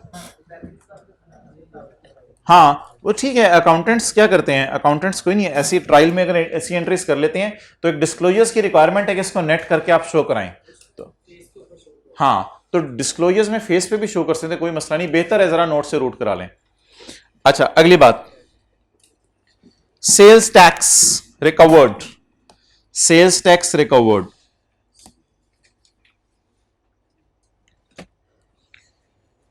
जनरल टायर ने टायर बेचे, 100 रुपए लेने चाहिए उसे या 117 रुपए? आपको पता है पाकिस्तान में सेल्स टैक्स का रेट 17% है। तो जनरल टायर अगर टायर बेचे 100 रुपए वाला, तो आप होटल में बिल भी कई दफा होता है, बिल पे ऊपर सेल्स टैक्स डला होता है, लेकिन होटलों में बिल पे सेल्स टैक्स 16% होता है, लेकिन गुड्स के ऊपर सेल्स टैक्स पाकिस्तान में 17% है। जनरल टायर ने अगर आपको 100 रुपए का टायर बेचा तो उसकी पॉकेट में 100 रुपए जाने चाहिए। भाई इधर देखो व्हाइट बोर्ड की तरफ, फर्स्ट लाइन ब्लू शर्ट। अच्छा वेल डन, शुक्रिया यार। अगर जनरल टायर ने आपको टायर बेचे तो 117 रुपए उससे लेने चाहिए आपसे या 100 रुपए? 117। आज जरा सेल्स टैक्स की एंट्रीज बता दें। आप जनरल टायर के अकाउंटेंट हैं, कैश डेबिट 117, सेल क्रेडिट 100 रुपए, आपका हक 100 रुपए पे जनरल टायर, बाकी पेएबल टू गवर्नमेंट है, पेएबल टू शहबाज शरीफ कितना? 17। ये होती हैं ओरिजिनल एंट्रीज। डन हो गया? इसको कहते हैं amount collected on behalf of third party. तो दुकानदार जो आपसे लेते हैं ना 117 रुपए, तो उसमें 17 उसके नहीं होते, 17 को वो अपनी सेल में डालता है या पेएबल बुक करता है। तो याद रखें क्रेडिट साइड पे या तो इनकम आती है या पेएबल्स आते हैं। तो 117 में से 100 मैंने इनकम में डाल लिया और 17 मैंने पेएबल में डाल दिया। अकाउंटेंट कभी कभी अगर अकाउंटेंट दीवाना हो जाए और मस्ताना हो जाए तो वो एंट्री कर लेता है कैश डेबिट सेल क्रेडिट 117 से। फिर उसे आप जैसा बंदा कोई जाके हिलाता है, ओ भाई ये 117 तेरे नहीं है, तो वो दीवानगी में एक और ब्लंडर मार जाता है, वो सेल्स टैक्स एक्सपेंस बुक कर लेता है, जो ट्रायल में आपको सेल डिस्काउंट की तरह डेबिट साइड पे नजर आने लग जाएगा। वो सेल्स टैक्स एक्सपेंस बुक कर लेते हैं और पेएबल वो मान लेते हैं, कहते हैं मैं ये पेएबल है गवर्नमेंट को, अल्हम्दुलिल्लाह ये पैसे पेएबल है गवर्नमेंट को, ये मैं मानता हूं। इस वक्त आपने मुझे पेएबल्स की गेम नहीं खिलवानी, पेएबल्स की मुझे टेंशन नहीं है, कैश की भी गेम नहीं खिलवानी। मुझे बताएं इस वाले जर्नल एंट्री से जब ट्रायल एक्सट्रैक्ट होगा तो सेल कितनी नजर आ रही होगी? लेकिन इस वाली जर्नल एंट्री से जिसमें दीवानगी में वो 117 सेल में डाल गया, एहसास होने पे 17 को खर्चे में डाला, हालांकि खर्चे में नहीं डालना चाहिए था, 17 को खर्चे में डाल गया। इस वाले डेटे से जब ट्रायल खींचेंगे आप तो ट्रायल में सेल में कितना जाएगा? 117। किस साइड पे? और सेल्स टैक्स एक्सपेंस है आपका? ना ना ना ना, ये एक्सपेंस नहीं है, ये बारो बार पेएबल बुक होता है, ये बारो बार पेएबल बुक होता है, ये आपके खर्चों में नहीं जाता। आप इसको एडमिन एक्सपेंसेस में शो करेंगे नहीं, तो यार ये तो 100% वही बात होगी ट्रेड डिस्काउंट वाली। अगर आपको ट्रायल के मुंह पर, मैं अब आसान बात करने लगा हूं, अगर आपको पेपर में ट्रायल के मुंह पर सेल रिटर्न नजर आ रही हुई, ये मैंने नई बात की, अगर आपको ट्रायल के मुंह पर डेबिट साइड पे सेल रिटर्न नजर आ रही हुई, अगर आपको ट्रायल में डेबिट साइड के ऊपर ट्रेड डिस्काउंट नजर आ रहा हुआ, और अगर आपको ट्रायल में डेबिट साइड पे सेल्स टैक्स एक्सपेंस नजर आ रहा हुआ, तीनों को उठा के आपने किस में से माइनस कर देना है? सेल में से माइनस कर देना, आपकी एंट्री सही हो जाएंगी। तो तीन चीजें बता दें जो ट्रायल में डेबिट साइड पे नजर आती हैं और वो खर्चा नहीं है, सेल से नेट होनी चाहिए जीपी निकालने से पहले पहले, सेल रिटर्न, सेल डिस्काउंट और सेल्स टैक्स एक्सपेंस, और ये चीजें ट्रायल के मुंह से पता चल जाया करेंगी। ये बात अब आपने लिखनी कहां है ये मैं आपको बताता हूं। पेएबल्स की टेंशन नहीं लेनी, पेएबल दोनों केस में रिकॉर्ड हो गया, पेएबल मैंने शो नहीं किया यहां, ना ना ना ना ना ना, मैं आपको मेन जगह पे जाके बात लिखवाने लगा हूं जहां लिखवाना मकसूद और मतलूब है। फाइनल अकाउंट का चैप्टर निकालें, नीचे गुजर गया, फिक्स वाला सवाल ढूंढें।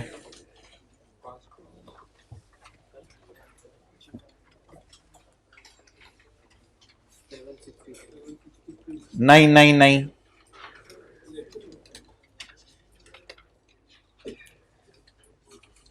पेज 537। भाईजान फिक्स वाला सवाल आई कैप में तो बड़ा लंबा आया था, मैंने आपको उसका छोटा वर्जन किसी पेज पे करवाया था। फिक्स वाला सवाल तो असल ये है जो आई कैप ने बनाया था, ये तो कोई 2 सफ़ों पे सवाल फैला हुआ है। डेट्स, कैंसर फाउंडेशन और ये वाली सारी चीजें हमने की थी, 2-3 और भी इसमें लाइनें हैं, वो मैं इंशाल्लाह आपको ज़बानी बता देता हूँ, वो कोई मसला नहीं। पेज नंबर 537, ये फिक्स वाला वही सवाल है जो हमने किया था। हाँ तकरीबन वही वाला सवाल है, लेकिन इसमें से कुछ चीजें मैंने आपको करवा दी थी, कुछ चीजें नहीं करवाई थी। आपको जिंदगी में एक ऐसा ट्रायल नजर आया जिसमें सेल्स टैक्स डेबिट साइड पे नजर आ रहा है, सेल्स टैक्स डेबिट साइड पे नजर आ रहा है, और सेल डिस्काउंट डेबिट साइड पे नजर आ रहा है। इससे एक चीज इंप्लाइड क्या लेंगे कि सेल किस में पड़ी हुई है, ग्रॉस पे। तो अब आप करेंगे क्या, ये वाली सेलों में से ये वाली तीनों चीजें माइनस कर देंगे, इन वाली सेल में से ये वाली तीनों चीजें माइनस कर देंगे। और मजे की बात सुने, हमारे कंपनी लॉ की रिक्वायरमेंट भी यही है कि अकाउंटेंट तुम एंट्रीज जो मर्जी करो, सेल ग्रॉस पे शो करो, उसमें से ये माइनस करके दिखाओ ताकि यूजर्स को पता चले कितना डिस्काउंट दिया और कितना सेल्स टैक्स दिया। ठीक है, अब इसके ऊपर यहां उर्दू में वो बात लिखें, अगर ट्रायल में डेबिट साइड पर, अगर ट्रायल में डेबिट साइड पर सेल रिटर्न, ये तो मैं इंट्रो वाली बात बता रहा हूं ना, अगर ट्रायल में डेबिट साइड पर सेल रिटर्न या ट्रेड डिस्काउंट,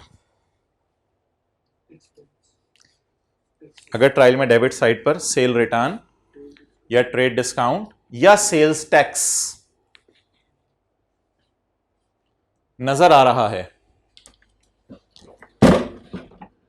तो आगे बता दें, तो इसको सेल में से माइनस कर दें, इसको सेल में से माइनस कर दें।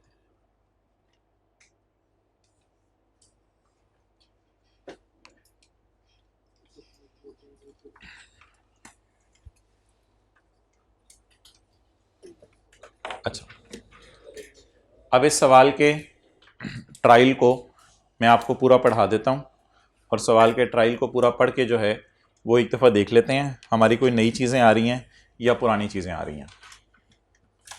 इससे पहले एक डिस्कशन, मुझे बताएं आपके खर्चे कौन कौन से हैं। Cost of sale, admin, selling, यार एक चीज़ हमने कल नई ऐड की थी, अदर एक्सपेंसेस। इससे पहले कि मैं फिक्स वाला सवाल पढ़ूं, आप अक्सर ये सवाल पूछते हैं कौन से खर्चे कॉस्ट ऑफ सेल में जाने हैं, कौन से एडमिन में जाने हैं, कौन से सेलिंग में जाने हैं, कौन से फाइनेंस कॉस्ट में जाने हैं और कौन से अदर एक्सपेंसेस में जाने हैं। इसके लिए अगर थोड़ी सी आप मेरे साथ ज़रा आगे पीछे आके मेहनत कर लें तो एक सफ़ा किताब में बना हुआ है जिसमें ये सारा लिखा हुआ है। माजरत, थोड़ी सी मेहनत कर लें, पेज 458। जी मोहतरम, कॉस्ट ऑफ सेल में क्या जाना है, फैक्ट्री के खर्चे, फैक्ट्री के खर्चे, फैक्ट्री के खर्चे कॉस्ट ऑफ सेल में जाने हैं।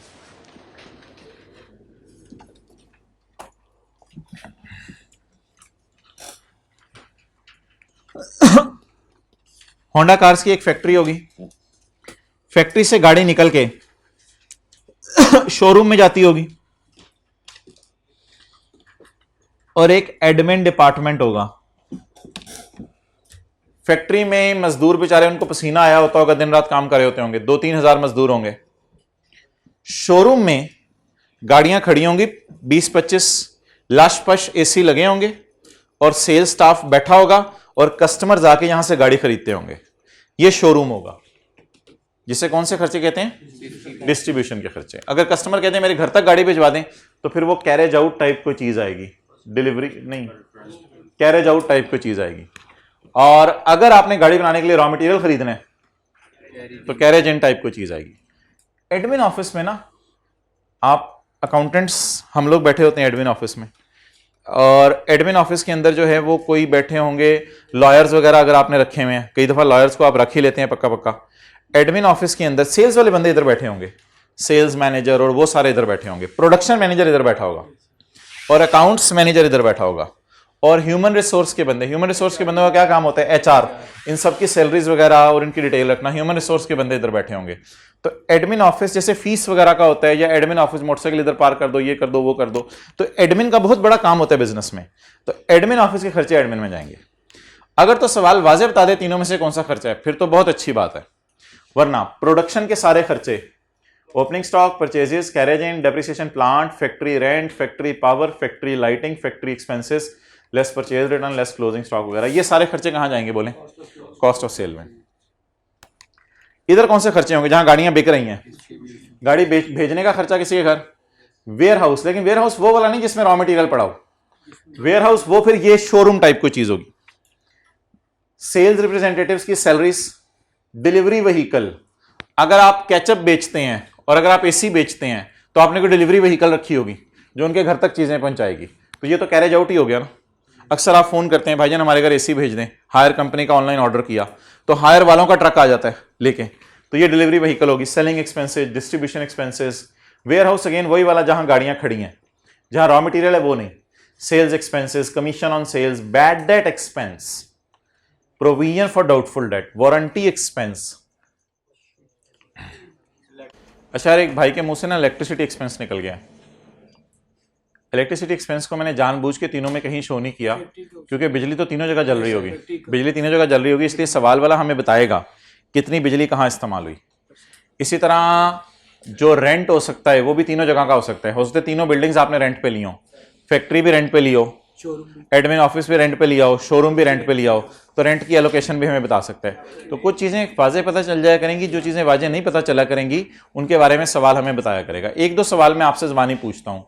लॉयर की फीस, उसकी तो कॉस्ट ऑफ सेल और सेलिंग एक्सपेंसिव में डालने की कोई तुक नहीं है, वो कहाँ डाला करेंगे, एडमिन के खर्चों के ऊपर डाला करेंगे। ऑडिटर की तनख्वाह भी कल मैंने आपको बता दिया था कहाँ डालना है, एडमिन में डालना है, सेलिंग में डालना है, एडमिन एक्सपेंसिस के अंदर क्लासीफाई करेंगे। अच्छा, आपके पास किताब तो है ना, पढ़ें।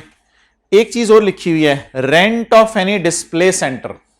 डिस्प्ले सेंटर वही है ना, शोरूम, तो शोरूम का कोई किराया है वो भी इधर फॉल कर जाएगा। अब एडमिन में क्या होगा, एडमिन में कई दफा लफ्ज आ जाता है एडमिन, कई दफा लफ्ज आ जाता है ऑफिस। एडमिन और ऑफिस इंटरचेंजेबली यूज होते हैं, एडमिन के खर्चे और ऑफिस के खर्चे सारे आप एडमिन में ही समझेंगे। तो आखिरी कॉलम है admin wages, office expenses, depreciation office furniture, legal expenses, general admin expenses, auditor remuneration. Stores and spheres consumed एक लफ्ज था कल, वो खर्चा कहां का होगा, फैक्ट्री के अंदर का होगा, वो फैक्ट्री के अंदर का होगा। अब अगर कोई ऐसा नया खर्चा आपको मिल जाता है सवाल करते हुए, तो इसी लिस्ट को आप फिर अपडेट कर लीजिएगा। मेरे ख्याल से कोई खास ऐसा नया खर्चा मिलेगा नहीं। दो मसले बताएं इस डेटे में, दो मसले, फाइनेंस कॉस्ट और अदर एक्सपेंसेस। वो भी अल्लाह का शुक्र है हमारी किताब में अवेलेबल हैं, वो भी मैं आपको एक जगह से ढूंढ के दे देता हूं, लेकिन उसका रेफरेंस आप इसी पेज पे लिख लीजिएगा। वो हैं जी अल्लाह का शुक्र है एक ही पेज पे 492, सबर, यहां लिखें 492 पेज फाइनेंस कॉस्ट के लिए और बोलें अदर एक्सपेंसेस के लिए, पेज 492।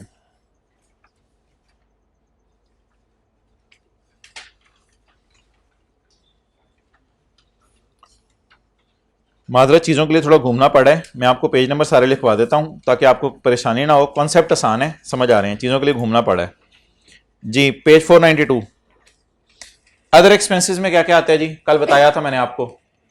वर्कर्स को प्रॉफिट में कोई हिस्सा देने, वर्कर की वेलफेयर के लिए कुछ रखे हुए पैसे, डोनेशंस हैं, loss on sale of PP भी इधर आ जाता है।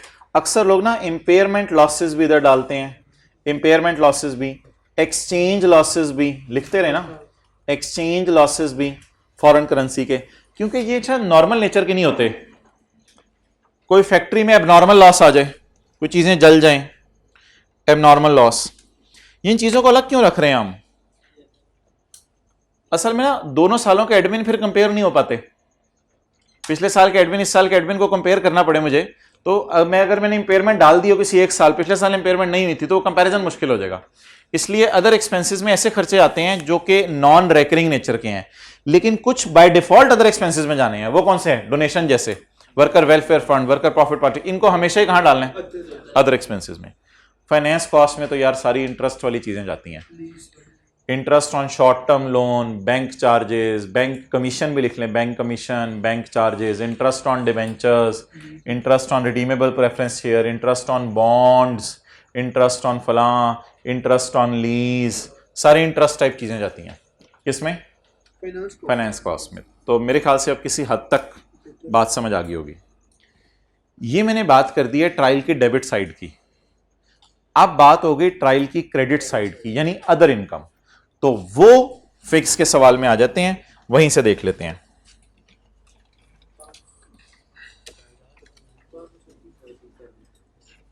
Page number 537।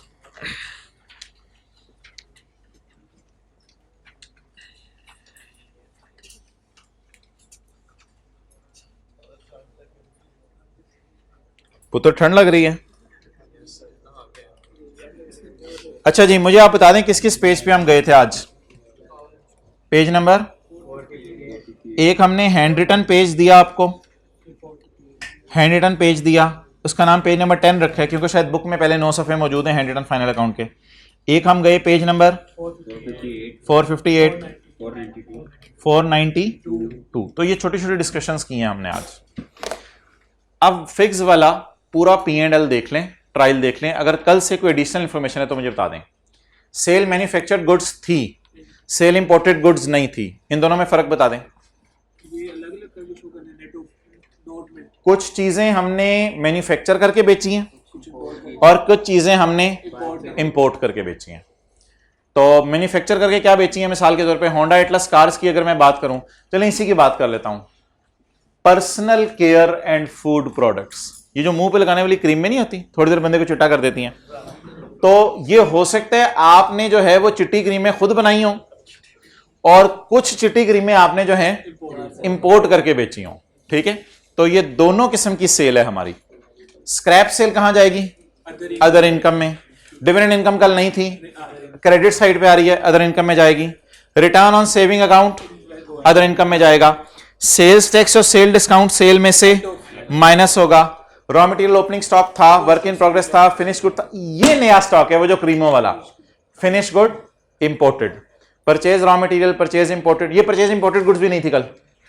Purchase imported goods, stores and spares consumed, salaries, utilities, depreciation, stationery, repair, advertisement. Advertisement कहां जानी है? सेलिंग एक्सपेंसेस में। Outward freight and handling selling में। Legal and professional charges admin में। ऑडिटर रिम्यूनरेशन एडमिन में। Donation other expenses, other expenses.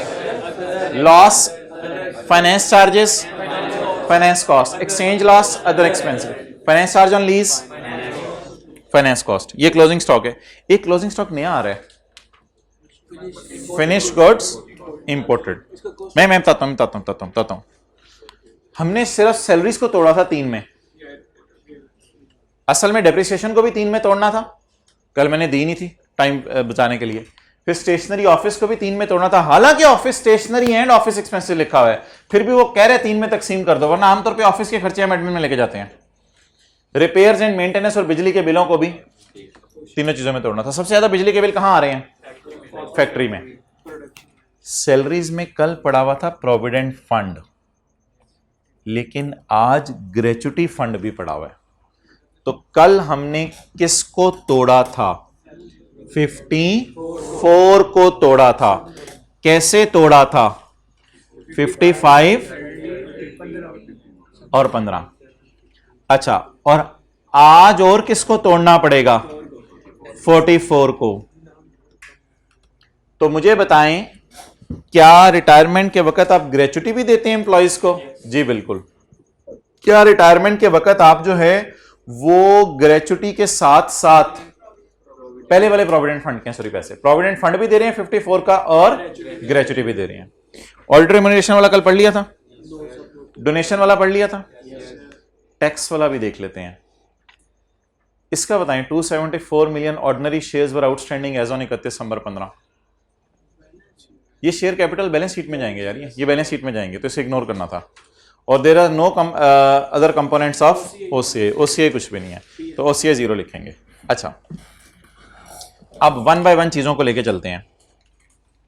Cell का मुझे final वाला नोट बनवा दें, क्योंकि जो कल वाला नोट है उससे मेरा गुजारा नहीं चल रहा।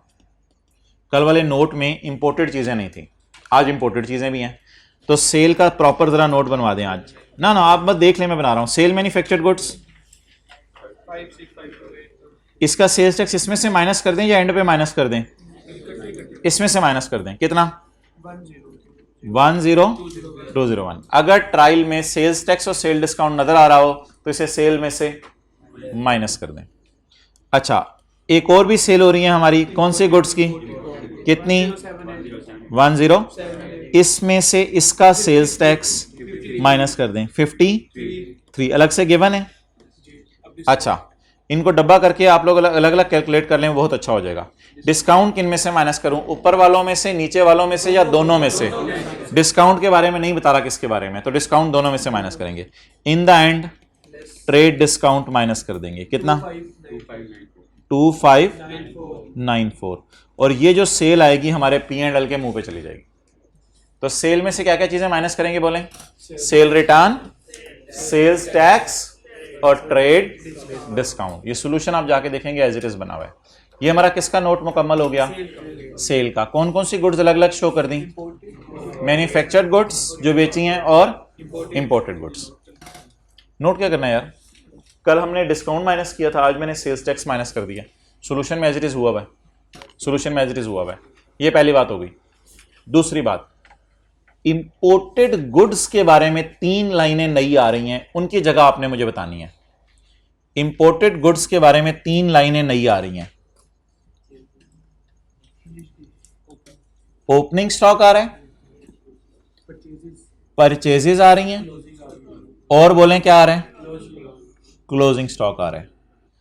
तो 44 जमा 658 माइनस 66, इन तीनों को जब आप कॉस्ट ऑफ सेल निकाल चुकेंगे तब नहीं, कॉस्ट ऑफ सेल निकालने के बाद नहीं।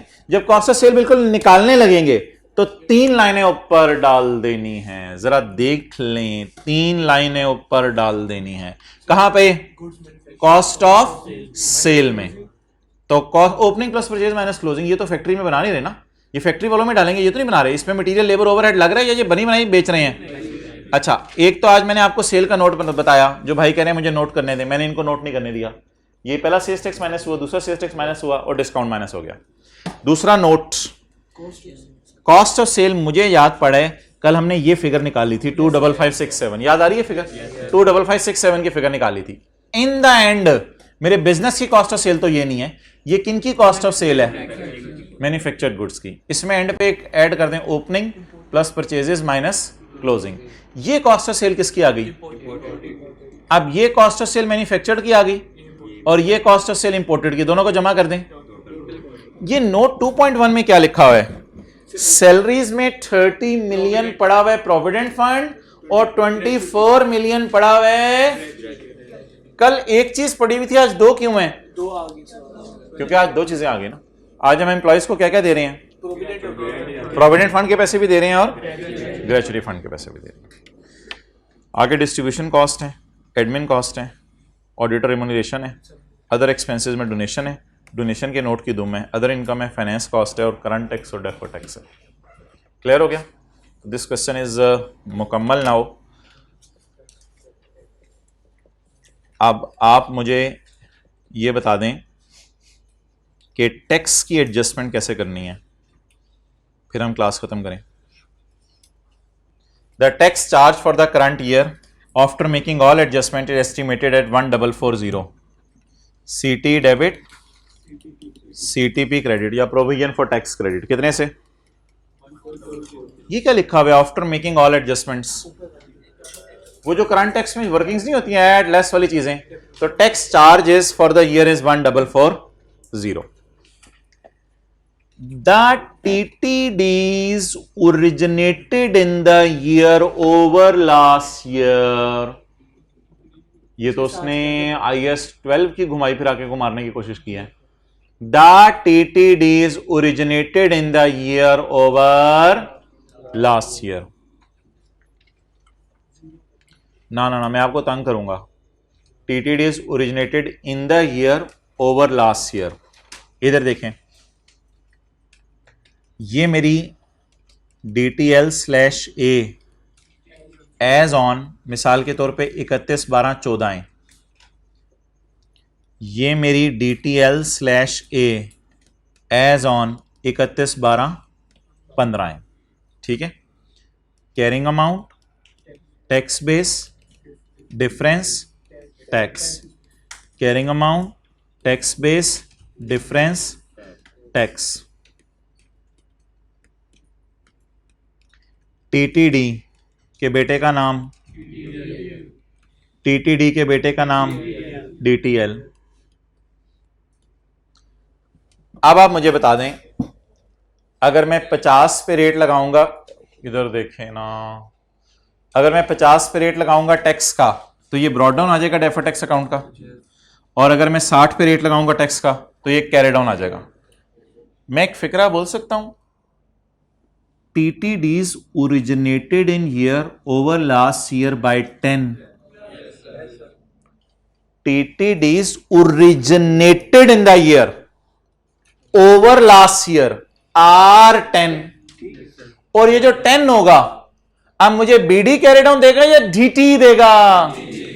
मुझे बताएं, इस 50 में मैं टैक्स रेट लगाऊंगा तो ये BD आ जाएगा, इस 60 पे टैक्स रेट लगाऊंगा CD आ जाएगा। लेकिन अगर मैं 50 और 60 का डिफरेंस लेके 10 पे रेट लगाना चाहूं तो ये BD आएगा, CD आएगा, या BD CD का डिफरेंस आएगा? अगर ये TTD ब्रॉड डाउन है और ये TTD कैरी डाउन है, तो ये DTL ब्रॉड डाउन और DTL कैरी डाउन है। अब अगर मुझे TTD इसका डिफरेंस दे दें तो DT ही आ जाएगा। शायद इसलिए DT मेरे से निकलवा रहा है कि P&L का सवाल है। अगर बैलेंस शीट का सवाल होता तो शायद कैरी डाउन का डेटा भी देता, मेरे से डायरेक्ट DT निकलवाना चाह रहे हैं। जरा फिक्रा पढ़े, इंग्लिश का समझ आ रहा है। द TTDs एज ऑन, नहीं नहीं नहीं नहीं नहीं, एज ऑन नहीं, द TTDs एज ऑन, नहीं नहीं नहीं नहीं, एज ऑन नहीं, originated in the year over. इसको अकाउंटिंग के टीचर कहते थे इंक्रीज बाय। इंक्रीज बाय कितने से बढ़ गए? अब बता दें, TTD अगर बढ़ गए तो TTD बढ़ने से DTL बढ़ेगा।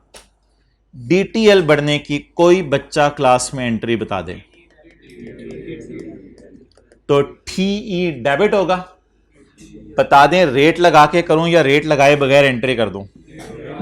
ये 50 और 60 मैंने एज्यूम किया या 50 और 60 सवाल में गिवन था? एज्यूम किया है। लेकिन मेरे 50 और 60 का डिफरेंस 10 आ रहा है, सवाल वाले के डिफरेंस कितना आ रहा है? 3120। 3120 अगर लूंगा तो ये TTD होगा। मुझे TTD चाहिए या फिर इन दोनों का डिफरेंस चाहिए? TTDs का डिफरेंस, दोनों सालों के TTDs का डिफरेंस अवेलेबल है। अब मैंने रेट लगा के सिर्फ क्या निकालना है? 3320 इंटू 35%, 109। चलें जी, इसको इंशाल्लाह ना मैं कल दोबारा समझाऊंगा। इसको कल दोबारा समझाएंगे, याद कराइएगा। पता नहीं क्या सोचा हुआ था आज क्या करना है, पता नहीं कहाँ तक जाएगा। कोई आधे पौने की चीज़ें और करानी थी, अब वो नहीं हो सकी क्योंकि होमवर्क के सवालों पे बड़ा टाइम लग गया।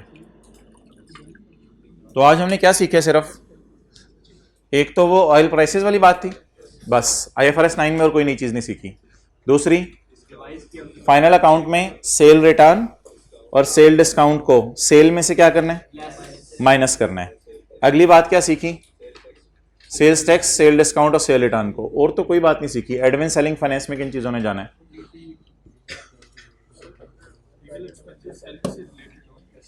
लीगल एक्सपेंसेस अगर सेलिंग से रिलेट हो तो सवाल बता देगा, वरना बाय डिफॉल्ट लीगल एक्सपेंसेस को कहां डालना है? एडमिन में। आप लोगों को भागने से बचाने के लिए मैंने ये सोचा है कि पार्ट ए हम एंड कर दिया करेंगे। पार्ट ए एंड कर दो, भी टाइम पता है, मुझे पता है।